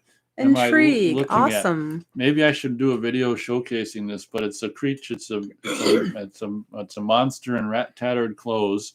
Actual real hair and real rat tattered clothes on the Shrieker figure. If anyone wants to search it online, I don't have Casual Freak, but I've got Shrieker for probably on sale. Otherwise, I wouldn't have bought it. But I've got the Shrieker figure. That's from a Full Moon movie by the name of. And that is real human hair. Well, it's real hair, not human hair. Like, sure. Okay, it's real, whatever. It feels human. It's not plastic. It's not plastic. So, what are people saying? Oh, shit, I flipped over this. Elite Thunder says jazz fic, if I said that right. Kind of music. Oh, Jelly Roll Morton. Jelly Roll Morton. Look that up if you want to hear some of the stuff I like. Jelly Roll Morton. Elite Thunder says jazz. I don't know what that Oh, he might have misspelled something. Um, Jerry Roll Morton. Austin says, Okay. would have been cool if Full Moon had put out a Pit and a Pendulum playset. Oh, God, that's funny. Mm-hmm. Yeah, that is cool because I don't know, Beth, if you know, they made Pit and a Pendulum in the early 90s, the movie. Yep, Pit and a Pendulum playset with the swiping, what's that called? A swiper? Swiping or swiping? Well, the Pendulum? pendulum. Oh, well, it's in the title. This is an example of what happens to my brain 2 hours and 50 minutes into the show. What's that thing called in the movie Pit and the Pendulum? The thing that swings? The pendulum? Oh my God. That's true. Austin says I have Castle Freak on Blu-ray. That's cool. That movie's kind of actually, I don't love it because, and it's a testament to the movie because the actual freak kind of freaks me out, honestly. Why did Elite Thunder say sorry? Because I don't know, this thing up here, I don't know, he might have, I don't know why. I don't know if he misspelled something with the jazz, comma PHIC. I don't know what that means. Okay. He might have misspelled. Okay. Okay, Matt says stop arguing with him, Beth. Who are you arguing with? Me? I have no idea. Okay. Maybe I'm arguing with the voices in my head. I think that's it. Okay, so just approaching a mere 10 minutes of show left. Once again, we want to thank everyone for showing up as we're getting into goodbye mode. So then what are you thinking for supper then? In. Huh? Dining in. But right, but what? We can talk about that after the show. That's true. We'll talk about it after the show. Well, maybe that's what Matt's telling me, not to argue with you about what to have for dinner, maybe? Who knows? Who knows? That's one of the things that Jerry says, thank you for the live stream, guys. Hope you enjoyed it as much as I did. Oh, well, I think we did. That's why we stayed an extra half hour. We did. We were like dead an hour ago, and we just couldn't leave all of our people behind who are here. Well, thanks for showing up, Jerry. Austin says Castle Freak was so nasty they had to put out an edited R version for video store chains. Yeah, I would imagine Blockbuster probably only had the R version. That's just it. Like, I guess, like I say, it's a testament to the success of the movie. Like, it's just kind of creepy and a little goes overboard for me, and that's why it kind of puts me off. But that's Stuart Gordon for you. Yeah. And back to Gary Page, or Jerry, I'm sorry. I apologize to Jerry. Yeah, this is the longest Nate and Beth show that I can recall. I think we've done a 3-hour one. I think our first one was 3 hours because you were that I can recall, which is why I use my words. I do use my words, even though they're not very visual. This is fun, though. I think every show that I attend or become a part of is very special to me. So thank you for all who are listening and who will listen later. And who are listening after the fact. I said who will listen later. She did say that. Oh, Matt says, I got to find you the link so you can watch Upgrade. That's true, Matt. You got to find it. No pressure, but just as soon not pay for it. Yeah. It's hard to find. You guys say so many amazing movies for us to watch, but some of them we just can't find and or don't want to pay the price for. What was the one we just found? Like $45. Oh, I told them about that Thursday, Near Dark. Yeah. Near Dark. I didn't know it was out of print. Yeah. I mean, you guys suggest a lot of really awesome movies and things for us to watch, but it's just hard for us to find them. And so a lot of the stuff you guys suggest, we just don't have the pleasure of watching, but we appreciate the suggestions. We do. Can I make it 7 minutes? I don't know. Or 8. No, it's going to be 7 in a minute here. Yes, in a second. We're fading fast, folks.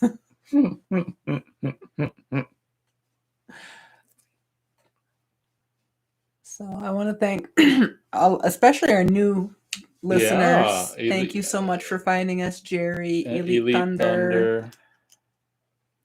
Elite Thunder says jazz, classical, psychedelic rock, Everyone in my family plays an instrument. Oh, wow. So what instrument do you play? In the meantime, Austin says I have Near Dark on DVD. The DVD might not be too expensive. The Blu-ray is ridiculously high. Yeah, I saw some not crazy expensive DVDs on Amazon, but I'd just as soon see it for free instead of paying anything to see it, because especially since I don't even like vampire movies, right, Beth? That's true. He's not a big vampire So if someone can point me to a free version to see it, please do so. In fact, even my dear friend who does like vampires had never heard of Near Dark, so must have been an awesome movie, but now it's out of print and hard to find. Well, not hard to find if you want to I don't waste want money on it. I don't want to spend You money don't on want a to spend blind money. buy. Yeah. She's seen me do that too many times and weep afterwards. At least I didn't do it with Doom Silent. So Elite Thunder says he plays piano and organ. Organ I heard was really hard to play, but I guess if you have the basics of the piano, it's not that different. I'm impressed. Wow. Austin says Near Dark is not a typical vampire movie. Ooh, okay, I'll buy the Blu-ray for $100. You sold me. Well, see, my dear friend also showed us, what was it, 30? Oh, I told Matt 30 about Days that. of Night, and I loved it. With the smorgasbord in Australia for the 30 days. Did you say Australia?